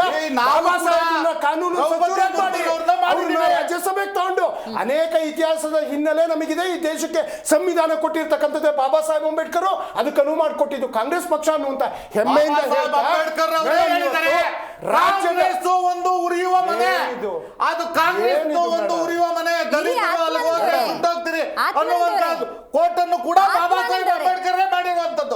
ಮೇಡಮ್, ಇವತ್ತು ನಮ್ಮ ಆಳುವ ಸರ್ಕಾರದ ಮುಖ್ಯಮಂತ್ರಿ ಮತ್ತಿನ್ನೊಂದೆಲ್ಲ ಕೇಳ್ತಾ ಇದ್ರು ಮೇಡಮ್, ನಾವು ನೋಡಿದ್ವಿ ಕರ್ನಾಟಕದ ವಿಧಾನಸಭೆದ ಇತಿಹಾಸದಲ್ಲಿ ಒಬ್ಬ ವಿರೋಧ ಪಕ್ಷದ ನಾಯಕನಿಲ್ಲದೆ ಒಂದು ಸೆಷನ್ ನಡೆದಿದೆ. 6 ತಿಂಗಳು ಆ ಬಿಜೆಪಿಯ ರಾಜ್ಯಾಧ್ಯಕ್ಷ ಇಲ್ಲದೆ ಆ ಒಂದು ಪಕ್ಷ ನಡೆದಿರ್ತಕ್ಕಂಥದ್ದು. ಅಥವಾ ರಾಜ್ಯಾಧ್ಯಕ್ಷರ ಹುದ್ದೆಗಾಗ್ಲಿ, ವಿರೋಧ ಪಕ್ಷದ ಹುದ್ದೆಗಾಗ್ಲಿ, ಮುಖ್ಯಮಂತ್ರಿ ಸ್ಥಾನಕ್ಕೆ 2,500 ಕೋಟಿ ಅಂತ ಇವ್ರ ಪಕ್ಷದಲ್ಲಿದ್ದಂತ ಯತ್ನಾಳ್ ಹೇಳಿದ್ರಲ್ಲ, ಅಥವಾ ರಾಜ್ಯಾಧ್ಯಕ್ಷ 1,000 ಕೋಟಿ ಕೊಡಬೇಕು ಅಂತೇಳಿ. ಆ ಥರದ್ದಲ್ಲ, ನಮ್ಮಲ್ಲಿ ಒಂದು ಹೈಕಮಾಂಡ್ ಇದೆ. ನಮ್ಮ ಹೈಕಮಾಂಡ್ ಉದಾಹರಣೆ, ಇವತ್ತು ಭಾರತದ ಪರಿಸ್ಥಿತಿ ಏನಾಗಿದೆ ಅಂದ್ರೆ, ಅಲ್ಲೊಬ್ಬ ಟ್ರಂಪ್ ಅನ್ನೋನು ಯಾವ ಹುಚ್ಚಪ್ಪನೋ ಗೊತ್ತಿಲ್ಲ ಮೇಡಮ್, ದಿನ ಬೆಳಗಾದ್ರೆ ಒಂದು ಟ್ವೀಟ್ ಅಥವಾ ಅವ್ರು ಸಂಬಂಧಪಟ್ಟವ್ರು ಇವತ್ತು ನಾವು ರಷ್ಯಾದಿಂದ ಎಂಥದ್ದು ತಾಂಬೇಕು ಅನ್ನುವಂತ. ನೋಡಿ, ನಾನು ಒಂದು ವಿಚಾರವನ್ನ ಕೋಟ್ ಮಾಡಿ ಹೇಳ್ತೀನಿ ಮೇಡಮ್, ಗೌರವ ಇದೆ. ಸುಧಾಮೂರ್ತಿ ಅವರು ಮೊನ್ನೆ ರಾಜ್ಯಸಭೆಯಲ್ಲಿ ಮಾತಾಡ್ತಾ ಒಂದು ಮಾತು ಹೇಳಿದ್ರು, 70ನೇ ಇಸ್ವಿನಲ್ಲಿ ಸೀರೆ ಉಟ್ಕೊಂಡು ಹೋದಾಗ ಇಂಡಿಯನ್ಸ್ ಯಾರೋ ಅನ್ನೋ ರೀತಿ ನೋಡ್ತಾ ಇದ್ರು ಅಂತ. ಪಾಪ ಅವ್ರಿಗೆ ಗೊತ್ತಿಲ್ಲ ಅಂತ ಕಾಣುತ್ತೆ. ಅದೇ 71ನೇ ಇಸ್ವಿನಲ್ಲಿ ಸೀರೆ ಉಟ್ಟ ಒಂದು ಹೆಣ್ಣುಮಗಳು ಅಮೆರಿಕದ ನೆಲದಲ್ಲಿ ನಿಂತು ಆ ಸೆನೆಟ್ ಅಲ್ಲಿ ಹೇಳ್ತಾರೆ, ಬೇರೆ ದೇಶದವರು ನನ್ನ ದೇಶದ ವಿಚಾರಗಳಿಗೆ ಬರುವ ಹಾಗಿಲ್ಲ, ನಿಮ್ಮ ಸ್ನೇಹ ಸಂಬಂಧಗಳು ಇಟ್ಕೊಳ್ಳಿ, nobody is going to be the boss to the India ಅಂತ ಹೇಳಿ ಅಮೆರಿಕಕ್ಕೆ ಮುಖಕ್ಕೆ ಉಗಿದು ಬರ್ತಾರೆ. ಅಮೆರಿಕದವ್ರು ನಮ್ಮ ದೇಶದೊಳಗಡೆ ಅವರ ನೌಕೆಗಳನ್ನ ಕಳಿಸ್ಬೇಕಾದ್ರೆ ಕೇರ್ ಮಾಡಲಿಲ್ಲ. ಅವತ್ತು ಏನು ಲಾಹೋರ್ ತನಕ ನಮ್ಮ ದೇಶದ ಸೇನೆ ಹೋಗಿ ಹೊಡೆದು ಬಂದು ಅಂತಹ ಗಟ್ಟಿಗಿತ್ತಿ ಇಂದಿರಾ ಗಾಂಧಿ ಅವರ ಆ ಒಂದು ತಾಕತ್ತು ಇವತ್ತು ನಮ್ಮ ಪ್ರತಿಯೊಂದಕ್ಕೂ ನಮ್ಮ ಲಾಯಿಲ್ ತೊಗೊಬೇಕು. ನೀವು ಬಂದ್ರೆ ನಾವು 18% ಟ್ಯಾಕ್ಸ್ ಹಾಕ್ತೀವಿ, ನಮ್ಮ ಪದಾರ್ಥಗಳಿಗೆ ನೀವು ಟ್ಯಾಕ್ಸ್ ಹಾಕೋಗಿಲ್ಲ. ಯಾವ ಸರ್ವಾಧಿಕಾರಿ ಧೋರಣೆಯನ್ನ ಟ್ರಂಪ್ ಮಾಡ್ತಾ ಇದ್ದಾನೆ. ನರೇಂದ್ರ ಮೋದಿ ಅವರಿಂದ ಉತ್ತರ ಇಲ್ಲ ಮೇಡಮ್. ಬಹಳ ನೋವಿಂದ ಹೇಳ್ತೀನಿ, ನೆನ್ನೆ ಒಂದು ಇಂಗ್ಲಿಷ್ ಅಮೆರಿಕನ್ ಚಾನಲ್ ಡಿಸ್ಕಸ್ ಮಾಡ್ತಾ ಹೇಳಿರ್ತಕ್ಕಂಥ ವಾಸ್ತವ ಸತ್ಯದಿಂದ ಭಾಳ ನೋವಾಗಿ ನಾನು ಪ್ರಧಾನಿ ಮೇಲೆ ಗೌರವ ಇಟ್ಕೊಂಡು 2 ಕಾಲನ್ನ ಅಗಲ ಮಾಡಿ ಇಟ್ಟಿದ್ದಾರೆ ಇಸ್ರೇಲ್ ಮತ್ತು ಅಮೇರಿಕಕ್ಕೆ ಅಂತ ಹೇಳಿಸುವಂಥ ಕೆಲಸ. ಇವತ್ತು ಹೇಳ್ತಾ ಇದ್ದಾನೆ ಅವನು ಯಾರೋ ಅಮೇರಿಕದ ಮಂತ್ರಿನೋ ಯಾರೋ, ಭಾರತೀಯರೆಲ್ಲ ನಾಟಕ ಮಾಡೋರು, they are the very good actors, ನಾವು ನಿಮ್ಮಿಂದ ಆ್ಯಕ್ಟ್ ಮಾಡಿಸ್ತಾ ಇದ್ದೀವಿ ಅಂತ. ಮೇಡಮ್, ನೀವಾಗಲಿ, ದಿವೇಶ್ ಅವರಾಗಲಿ ಅಥವಾ ಇವರಾಗಲಿ ಅಥವಾ ನಾನಾಗಲಿ ಅಥವಾ ಅವರೇ ಆಗಲಿ, ನಾವು ಭಾರತೀಯ ಪ್ರಜೆಗಳು. ನಮ್ಮ ದೇಶದ ಪ್ರತಿನಿಧಿಯ ಘನತೆಗೇನಾದರೂ ಕುತ್ತು ಬಂದಾಗ ಅದು ನಮಗೆ ಕುತ್ತು ಬಂದಾಗೆ. ಯಾಕೆ ಈ ರೀತಿಯಾದಂಥ ದುರ್ಬಲ ಪ್ರಧಾನಿ ನಾವು ಕಂಡುವಲ್ಲ ಅನ್ನುವಂಥ ನೋವಿನೊಂದಿಗೆ ಇವತ್ತಿನ ಚರ್ಚೆಗೆ ಬಂದು ಹೇಳಬೇಕಂದ್ರೆ, ನೋಡಿ ಮೇಡಮ್, ಯಾವುದೇ ನಿರ್ಧಾರ ನಮ್ಮ ಹೈಕಮಾಂಡ್ ತೊಗೊಳ್ತದೆ. ಹೈಕಮಾಂಡ್ ನಿರ್ಧಾರಕ್ಕೆ ನಾವೆಲ್ಲ ಬದ್ಧರಾಗಿದ್ದೀವಿ. ಆಮೇಲೆ ಇವರು ಮೊದಲು ಯಾವಾಗ ತಗೊಳುತ್ತೆ? ರಾಹುಲ್ ಗಾಂಧಿ ಅವರು ವಿದೇಶದ ಯೂನಿವರ್ಸಿಟಿಗಳಲ್ಲಿ ಈ ದೇಶವನ್ನ ಹೇಳ್ತಿದಾರಲ್ಲ, ಅಲ್ಲ, ಒಂದು ಡಿಸಿಷನ್ ತಗೊಳಕ್ಕಿದೆ ಹಂಗಾದ್ರೆ. ಯಾಕೆಂದರೆ ಅವತ್ತಿನ ದಿನಮಾನಸದ ಏನು ಮಾನ್ಯ ಮುಖ್ಯಮಂತ್ರಿಗಳಾಗಿ ಇವರು ಪ್ರಮಾಣ ವಚನ ಸ್ವೀಕರಿಸುವಂತಹ ಒಂದು ಸಂದರ್ಭದಲ್ಲಿ ಅವರು ದೆಹಲಿಗೆ ಹೋಗಿದ್ರು. ಚರ್ಚೆಗಳು ಒಳಗಿನ ಚರ್ಚೆಗಳಾಗಿದೆ. ಆ ರೀತಿಯಾದಂಥ ವಿಚಾರಗಳು ಇರಬಹುದೇನೋ, ಎಲ್ಲ ಊಹಾಪೋಹ. ಮತ್ತೆ ಇವರು ಒಂದು ಪಕ್ಷದಲ್ಲಿ ಇದ್ಕೊಂಡೇ ಗೊತ್ತಾಗಿಲ್ಲ ಅಂದ್ರೆ ನಾನು ಹೇಳೋದು ಅಲ್ಲಿ ನಿಮ್ಗೆ ಅಂತಲ್ಲ, ನಾಯಕರಿಗೆ ಗೊತ್ತಿಲ್ಲ ಅನ್ನೋದಾದ್ರೆ. ಇದು ಕ್ಲೋಸ್ ಡೋರ್ ಮೀಟಿಂಗು. ಅಲ್ಲಿ ಸಿದ್ದರಾಮಯ್ಯನವರು, ಡಿ ಕೆ ಶಿವಕುಮಾರ್ ಅವರು ಇದ್ದಿದ್ದು. ಬಹಳ ಹೆಮ್ಮೆ ಮತ್ತೆ ಗೌರವ ನನಗೆ ಸಿದ್ದರಾಮಯ್ಯ ಸಾಹೇಬ್ರ ಮೇಲೆ ಮತ್ತೆ ಡಿ ಕೆ ಶಿವಕುಮಾರ್ ಸಾಹೇಬ್ರ ಮೇಲೆ ಅಂತಂದ್ರೆ, ತಮ್ಮ ಆಂತರಿಕ ವಿಚಾರವನ್ನ ಎಲ್ಲೂ ಬಹಿರಂಗಪಡಿಸದೆ ಪಕ್ಷದ ಗೌರವವನ್ನು ಎತ್ತಿಡಿತಾ ಇದ್ದಾರೆ. ಇವತ್ತು ಮೇಡಮ್ ಒಂದು ಚಿಕ್ಕದು ಹೇಳ್ತೀನಿ, 18 ಸೀಟ್ ಪಡೆದಿರೋರು ಅವರಿಗವರೇ ಮುಖ್ಯಮಂತ್ರಿ ಘೋಷಣೆ ಮಾಡ್ತಾ ಇದ್ದಾರೆ. ಇವರೇನೋ ಒಂದು 18 ಜನ ಇಟ್ಕೊಂಡು ಇವರಿಗವರೇ ಮುಖ್ಯಮಂತ್ರಿ ಘೋಷಣೆ ಮಾಡುವಂಥ ಪರಿಸ್ಥಿತಿ. ನಿನ್ನೆ ದಾವಣಗೆರೆಯಲ್ಲಿ ಹೊಡೆದಾಟ ಆಗುವಂಥ ಪರಿಸ್ಥಿತಿ ಆಗಿರೋದು. ಮೇಡಮ್, ಇವರೊಂದು ರನ್ವೇದ್ ಹೇಳಿದ್ರು. ಒಂದು ಚಿಕ್ಕದು ಹೇಳ್ತೀನಿ ಮೇಡಮ್, ನಮ್ಮ ಏನು ಲೋಕಸಭೆಯ ವಿರೋಧ ಪಕ್ಷದ ನಾಯಕರು ರಾಹುಲ್ ಗಾಂಧಿ ಅವರು ಬಂದಾಗ ಅವ್ರನ್ನ ರಿಸೀವ್ ಮಾಡೋದೊಂದು ಪ್ರೋಟೋಕಾಲು. ಹಾಗಾಗಿ 5 ನಿಮಿಷ ಮಾತಾಡೋದ್ರಲ್ಲಿ ತಪ್ಪಿಲ್ಲ, ಅವರ ಭಾವನೆಗಳನ್ನ ಹೇಳ್ಕೊಬಹುದು. ಬಿಜೆಪಿಯ ಸಂಸದರಾಗ್ಲಿ, ಬಿಜೆಪಿಯ ರಾಜ್ಯದಿಂದ ಆಯ್ಕೆಯಾಗಿರೋ ಮಂತ್ರಿಗಳಾಗ್ಲಿ, ನರೇಂದ್ರ ಮೋದಿ ಅವ್ರ ಮುಂದೆ ಕಣ್ಣಿಗೆ ಕಣ್ ಕೊಟ್ಟು ಮಾತಾಡೋದು ಅಥವಾ ಸಂಸತ್ತಲ್ಲಿ ಮಾತಾಡುವಂತ ಉದಾಹರಣೆಯನ್ನ ನಾವು ನೋಡಿಲ್ಲ. ಪ್ರಧಾನಿಯವರು ಬಂದಾಗ, ಇಸ್ರೋ ಬಂದಾಗ ರಿಸೀವ್ ಮಾಡಕ್ಕೆ ಇವರು ಒಬ್ಬ ನಾಯಕರು ಹೋಗ್ಲಿ, ಅವನು ಯಾರೋ ಮಂಡ್ಯದ ರೌಡಿ ಹೋಗಿ ನಿಂತಿರೋದು ನಮಗೆ ಗೊತ್ತಿದೆ. ಫಸ್ಟ್ ನರೇಂದ್ರ ಮೋದಿ ಅವರು ನಿಲ್ಲುವಂತದ್ದು, ಅವ್ರ ಮುಂದೆ ಮಾತಾಡುವಂತ ಶಕ್ತಿ ರಾಜ್ಯಕ್ಕೋಸ್ಕರ ಬೆಳೆಸ್ಕೊಳ್ಳಿ ಅಂತ ಹೇಳ್ತೀವಿ. ಇವತ್ತು ನಿಮ್ಮ ನಾಯಕರು ಹಿಂದೆ ಯಾರ್ಯಾರು ರೌಡಿಗಳಿದ್ದಾರೆ ಅನ್ನೋದು ಗೊತ್ತಿದೆ ರಾಜ್ಯ ಜನತೆಗೆ. ಗಾದಿ ಕುರಿತಂತೆ ಏನೋ ಒಂದು ಡಿಸಿಷನ್ ತಗೊಳ್ಳೋದು ಬಾಕಿ ಇದೆ. ಖಂಡಿತ. ಹಂಗಾದ್ರೆ ಇನ್ನೂ ಒಂದಷ್ಟು ದಿವಸ ಈ ಹೈಡ್ರಾಮಾಗಳನ್ನ ನಾವು ಕಣ್ತುಂಬಿಕೊಳ್ಬೇಕು, ನೋಡ್ಬೇಕು. ಮೇಡಮ್, ನಾನೇನಿಲ್ಲ, ನಮ್ಮ ಸ್ನೇಹಿತರು ಹೇಳಿದ್ರು, ಈ ಸಾಲ ಈಗ ನಾವು ಒಂದು ಮನೆ ಕಟ್ಟಿದ್ರೆ 1 ಕೋಟಿ ರೂಪಾಯಿ ಸಾಲ ತೊಗೊಂಡಿರ್ತೀವಿ. ಈ 1 ಕೋಟಿ ರೂಪಾಯಿ ಸಾಲಾಗೆ ನಾವು ಸಾಲ 20 ವರ್ಷಕ್ಕೆ ಅಷ್ಟೊತ್ತಿಗೆ 2 ಕೋಟಿ ಆಗಿದೆ. ಹೌದೌದು. ಸೊ ಈಗ ಇಲ್ಲಿ ಸಾವಿರಾರು ಕೋಟಿ ಸಾಲ ತೊಗೊಂಡಿರ್ತಾರಲ್ವಾ, ಸೊ ಹಾಕಿರ್ತಾರೆ, ನಮ್ಮ ರಾಜ್ಯದ ಮೇಲೆ ಹಾಕಿರ್ತಾರೆ. ಈ ಸಾಲ ಯಾರು ಕೊಟ್ಟಿರ್ತಾರೆ, ಯಾವ ಕೆಲಸದ ಮೇಲೆ ಆಗುತ್ತೆ, ಅದರಿಂದ ನಮ್ಗೆ ಏನು ಇನ್ಕಮ್ ಇದೆ. ಇವಾಗ ಟೋಲಿಂದ ಇಷ್ಟು ಇನ್ಕಮ್ ಬರ್ತಾ ಇದೆ, ಇಲ್ಲ 10,000 ಕೋಟಿ ಹಾಕಿದ್ವಿ, ಟೋಲಿಂದ ಇಷ್ಟು ಬರ್ತಾ ಇದೆ ಅಂತ ಯಾರಾನ ಒಬ್ಬರು ಇದುವರೆಗೂ ನಮ್ಗೆ ಲಾಭ ಬಂದಿದೆ, ಇದು ನಷ್ಟ ಆಗಿದೆ, ಯಾರಾನ ಒಬ್ಬ ಒಂದು ಸರ್ಕಾರ, BJP ಸರ್ಕಾರ ಆಗಲಿ ಕಾಂಗ್ರೆಸ್ ಸರ್ಕಾರ ಆಗಲಿ ಸ್ಟೇಟ್ಮೆಂಟ್ ಕೊಟ್ಟಿದ್ದಾರೆ ಮೇಡಮ್. ಏನಾಗ್ತಿದೆ ಇಲ್ಲಿನ ದುಡ್ಡೆಲ್ಲ? ಇವತ್ತು ನಾವು ನಮ್ಮಿಂದ ತೊಗೊಂಡಂಥ ಸಾವಿರಾರು ಕೋಟಿ ಸಾಲ ಕೊಡದಂಥವ್ರು ಆ ಸಾಲದಲ್ಲಿ ಆ ದುಡ್ಡುಗಳೆಲ್ಲ ಯಾರ ಜಾಬಿಗೆ ಸೇರ್ತಾ ಇದೆ? ಇವತ್ತು 1 ರೂಪಾಯಿ ಖರ್ಚು ಮಾಡೋ ಜಾಗದಲ್ಲಿ 100 ರೂಪಾಯಿ ಖರ್ಚು ಮಾಡಿಬಿಟ್ಟು ಬಿಲ್ ತೋರಿಸ್ತಾ ಇದ್ದಾರೆ. ಈ ದುಡ್ಡು ಎಲ್ಲಿ ಹೋಗ್ತಾ ಇದೆ, ಏನಾಗ್ತಿದೆ, ಇದ್ರ ಬಗ್ಗೆ ಯಾರನ್ನ ಕೇಳ್ತಾರ? ಸೊ ಈಗ ಒಂದು 5 ವರ್ಷದಲ್ಲಿ ಒಬ್ಬ CM ಆಗ್ತಾನೆ ಮೇಡಮ್. CM ಆದಮೇಲೆ 4 ವರ್ಷದಲ್ಲಿ ಏನು ಖರ್ಚು ಮಾಡಿದ್ಯಪ್ಪ ನೀನು, ಈ ಖರ್ಚನ್ನ ಇನ್ನೊಂದು ವರ್ಷದಲ್ಲಿ ಯಾವ ರೀತಿ ಬರುತ್ತೆ, ಬೇರೆ ಇನ್ನೊಂದು ಸರ್ಕಾರ ಬರ್ಬೋದು, ಇಲ್ಲ ನೀವೇ ಬರ್ಬೋದು. ಈ ಸರ್ಕಾರದಿಂದ ಯಾವ ಥರ ಸಾಲ ಬಂದಿದ್ದು, ನೀವು ಖರ್ಚು ಮಾಡಿದ್ದು ಸಾಲನ ವಾಪಸ್ ಯಾವ ಥರ ತೀರಿಸ್ತೀರಾ, ಈ ಥರದ್ದು ಏನಾದರೂ ಒಂದು ಕಾನೂನು ಬರಬೇಕು ಸರ್. ಬರಲಿಲ್ಲ ಅಂತಂದ್ರೆ ನೆಕ್ಸ್ಟ್ ಏನು ಮತ್ತೆ ಮತ್ತೆ ಸಾಲ ಮಾಡ್ಕೊಂಡ್ರೆ ಜನಗಳ ತಲೆ ಮೇಲೆ ತಾನೇ ಬಿಡೋದು. ಯಾವ್ದನ್ನು CM ದರ್ಶನ, ಈಗ ಭ್ರಷ್ಟಾಚಾರ ಮತ್ತು ದಕ್ಷ ಆಡಳಿತಕ್ಕೆ ನಮ್ಮದೇ ಆದಂಥ ಪ್ರಯತ್ನ ನಾವು ಮಾಡ್ತೀವಿ ಅಂತ ಹೇಳಿದ್ರಿ. ಎಷ್ಟು % ಕಮ್ಮಿ ಆಗಿದೆ, ಎಷ್ಟು % ಹೆಚ್ಚಾಗಿದೆ? ಯಾಕಂದ್ರೆ ಸೋರಿಕೆ ಆಗುವಂಥ ಹಣ ಉಳ್ಕೊಳ್ತು ಅಂತ ಹೇಳಿದ್ರೆ ನಾವು ಯಾರ ಬೇಡ ಪರಿಸ್ಥಿತಿನೇ ಇರಲ್ಲ ಅಂತ. ಇಲ್ಲ, ಈಗ ಭ್ರಷ್ಟಾಚಾರ ಸಂಪೂರ್ಣ ನಿಯಂತ್ರಣ ಏನೋ ಇಲ್ಲಿ ಕೂತು ನಾವು ಹೇಳ್ಬೋದು ಮೇಡಮ್. ಯಾವುದೇ ಸರ್ಕಾರಗಳಿರಲಿ ಅಥವಾ ಯಾರೇ ಇರಲಿ, ಅದು ಅಧಿಕಾರಿ ವಲಯ ಆಗಿರ್ಬೋದು ಅಥವಾ ಏನೋ ಆಳುವಂಥ ವ್ಯಕ್ತಿಗಳು, ಏನೋ ನಾವು ಇವತ್ತು ಅದನ್ನು ನಾವು ಕತೆಗಳು ಹೇಳ್ಬೋದು ಅಷ್ಟೇ. ಉದಾಹರಣೆ ಮೊನ್ನೆ ಅಷ್ಟೇ ಯಾರು ಚಂದ್ರು ಲಮಾಣಿ ಅನ್ನೋರು ಕೇವಲ 5 ಲಕ್ಷ ರೂಪಾಯಿ ಅಂತ ಕೋಟ್ ಮಾಡಿ BJP ನಾಯಕರು ಹೇಳಿದ್ರು. ಆದರೆ 5 ಲಕ್ಷ ರೂಪಾಯಿ ಆದರೂ ಸಮೇತ ಅದು ಲಂಚ. ತಿಮ್ಮಾಪುರ ಹೇಳ್ತಿರೋದು ಮೇಡಮ್ 1-2 ರೂಪಾಯಿ ಅಲ್ಲ, 1 ನಿಮಿಷ. 400 ಕೋಟಿ 400 ಕೋಟಿ 500 ಕೋಟಿ 700 ಕೋಟಿ 7,000 ಕೋಟಿ ಅದನ್ನ ಪತ್ತೆ ಮಾಡೋದಕ್ಕೆ ಸತ್ಯ ಆಗಿದ್ರೆ IT ED CBI ಬದುಕಿದ್ರೆ ಅವ್ರನ್ನ ಯಾವುದೇ ಬೇಕಾದ್ರೆ ಕ್ರಮ ತಗೊಳ್ಳಿ, we are ready to face. ಈಗ ಇನ್ನೆಷ್ಟು ದಿವಸ ಇದು ನೋಡ್ಬೇಕು, ಏನಾದ್ರು ಹೈಕಮಾಂಡ್ ಬಂದು ಮಾತಾಡುತ್ತೆ, ರಾಜ್ಯದ ಜನಕ್ಕೆ ಇದು ದ್ವಂದ್ವದಿಂದ ಹೊರಗಡೆ ತರ್ತಾರೆ ಅಂತ ಅನ್ಸುತ್ತಾ? ಹೈಕಮಾಂಡ್ ವೀಕ್ ಆಗಿದೆ, ಅವ್ರಿಗೆ ಸಿದ್ದರಾಮಯ್ಯನವ್ರ ಮುಟ್ಟಕ್ಕೂ ಭಯ ಇದೆ, ಡಿ ಕೆ ಶಿವಕುಮಾರ್ ಅವ್ರದ್ದು ದೊಡ್ಡ ಭಯ ಇದೆ. ಹಾಗಾಗಿ ಡಿ ಕೆ ಶಿವಕುಮಾರ್ ಅವ್ರಿಗೆ ಒಂದ್ ಕಡೆ ಕಣ್ಣೊರ್ಸೋ ನಾಟಕ ಮಾಡ್ಕೊಂಡು ಈ ರಾಜ್ಯವನ್ನ ಅಧೋಗತಿಗೆ ಇಟ್ಟಿದ್ದಾರೆ. ರಾಜ್ಯದಲ್ಲಿ ನೋಡಿ ಇವತ್ತು ಗ್ಯಾರಂಟಿಗಳಿಗೆ ಅವ್ರು ಬಳಸ್ಕೊಳ್ತಾ ಇರುವಂತ ದುಡ್ಡು ಎಷ್ಟು ಗೊತ್ತಾ ನಿಮ್ಗೆ? 5 ವರ್ಷ, ಈಗ 3 ವರ್ಷದಲ್ಲಿ 23-24ರಲ್ಲಿ 270 ಕೋಟಿ ಪ್ರಚಾರಕ್ಕೆ ಬಳಸ್ಕೊಂಡಿದ್ದಾರೆ. ಗ್ಯಾರಂಟಿಗಳ ಪ್ರಚಾರಕ್ಕೆ ಇದು ಬಳಸ್ಕೊಂಡಿರುವಂಥದ್ದು. 24-25ರಲ್ಲಿ 179 ಕೋಟಿ ಬಳಸ್ಕೊಂಡಿದ್ದಾರೆ. 25-26ರಲ್ಲಿ 84 ಕೋಟಿ ಹಣವನ್ನ ಬಳಸ್ಕೊಂಡಿದ್ದಾರೆ. ಅವ್ರ ಪ್ರಚಾರಕ್ಕೆ, ಗ್ಯಾರಂಟಿಗಳು ಪ್ರಚಾರಕ್ಕೆ ಬಳಸ್ಕೊಂಡಿರುವಂಥದ್ದು. ಹಾಗಾಗಿ ಸಾಲ ಮಾಡ್ಕೊಂಡು ಇವತ್ತು ಬಜೆಟ್ ಹಾಗಾಗಿ ಇದು ನಿರಂತರವಾಗಿ ರಾಜ್ಯ ಜನಕ್ಕೆ. ನೀವು ಹೆಣ್ಮಗಳು ಒಂದು ನಿರ್ಭಯ ಅಂತ ಒಂದು ಸ್ಕೀಮ್ ತರ್ತಾರೆ, 4,000 ಕೋಟಿ, ಅದರಲ್ಲಿ 3,400 ಕೋಟಿ ಪ್ರಚಾರಕ್ಕೆ ಬಳಸ್ಕೊಂಡು ಇವತ್ತು ನಮ್ಮ ರಾಜ್ಯದಲ್ಲಿ 2 ಲಕ್ಷ ಉದ್ಯೋಗ ಖಾಲಿ ಇದೆ ಅಂತ ಹೇಳ್ತಿದಾರಲ್ಲ, ಈ ಸರ್ಕಾರಕ್ಕೆ ಏನಾದರೂ ನಿಜವಾಗ್ಲೂ ತಾಕತ್ತು ಅನ್ನೋದಿದೆ, ಈ 2 ಲಕ್ಷ ಜನಕ್ಕೂ ಫ್ರೀಯಾಗಿ ಕೆಲಸ ಕೊಡ್ಲಿ, ಅವ್ರ ಹತ್ರ ಏನು 1 ರೂಪಾಯಿ ಲಂಚ ತಗೊಂಡೆ ಆಗ್ಬೇಕು, ಅದಾದ್ರೆ ಒಳ್ಳೇದಾಗ. Thank you so much. ಒಟ್ಟಾರೆ ರಾಜ್ಯದಲ್ಲಿ ಕುರ್ಚಿ ಕದನಕ್ಕೆ ಸಂಬಂಧಪಟ್ಟಂತೆ ಬಜೆಟ್ನ ನಂತರ ಒಂದು ರೀತಿ ಚಾಲನೆ ಸಿಕ್ಕಂತಾಗಿದೆ. ಡೆಲ್ಲಿಗೆ ಹೋಗ್ತಾ ಇದ್ದಾರೆ ಡಿ ಕೆ ಶಿವಕುಮಾರ್ ಅವರು. ಇದರ ನಡುವೆ ಸಿದ್ದರಾಮಯ್ಯನವರು ಕೂಡ ಅವಕಾಶ ಸಿಕ್ತು ಅಂದರೆ ಹೈಕಮಾಂಡ್ ಏನಾದರೂ ಎಸ್ ಅಥವಾ ಒಪ್ಪಿಗೆಯನ್ನು ಸೂಚಿಸ್ತು ಅನ್ನೋದಾದರೆ ಇನ್ನೂ 2 ಬಜೆಟನ್ನು ಮಂಡಿಸ್ತೀನಿ ಅಂತ ಹೇಳಿದ್ದಾರೆ. ಹಾಗಾಗಿ ಇದು ಕುರ್ಚಿ ಕದನಕ್ಕೆ ಸಂಬಂಧಪಟ್ಟಂತೆ ಹೊಸದೊಂದು ಮಜಲ ಆರಂಭ ಆಗಿದೆ ಅಂತ ಹೇಳಿದ್ರೆ ತಪ್ಪಾಗೋದಿಲ್ಲ. ಆದರೆ ಈ ಐಟಮನ್ನು ಇನ್ನೆಷ್ಟು ದಿವಸ ನೋಡಬೇಕು ಗೊತ್ತಿಲ್ಲ. ಜನ ಅಂತೂ ಗೊಂದಲದಲ್ಲಿದ್ದಾರೆ, ಅದನ್ನು ಆದಷ್ಟು ಬೇಗ ಪರಿಹರಿಸಿ ಅಂತ ಹೇಳ್ತೀವಿ. ಇವತ್ತಿನ ಕಾರ್ಯಕ್ರಮ ಮುಗಿಸೋಣ. ನೋಡ್ತಾ ಇರಿ ಜಿ ಕನ್ನಡ ನ್ಯೂಸ್, ಸತ್ಯವೇ ಸುದ್ದಿಯ ಜೀವಾಳ.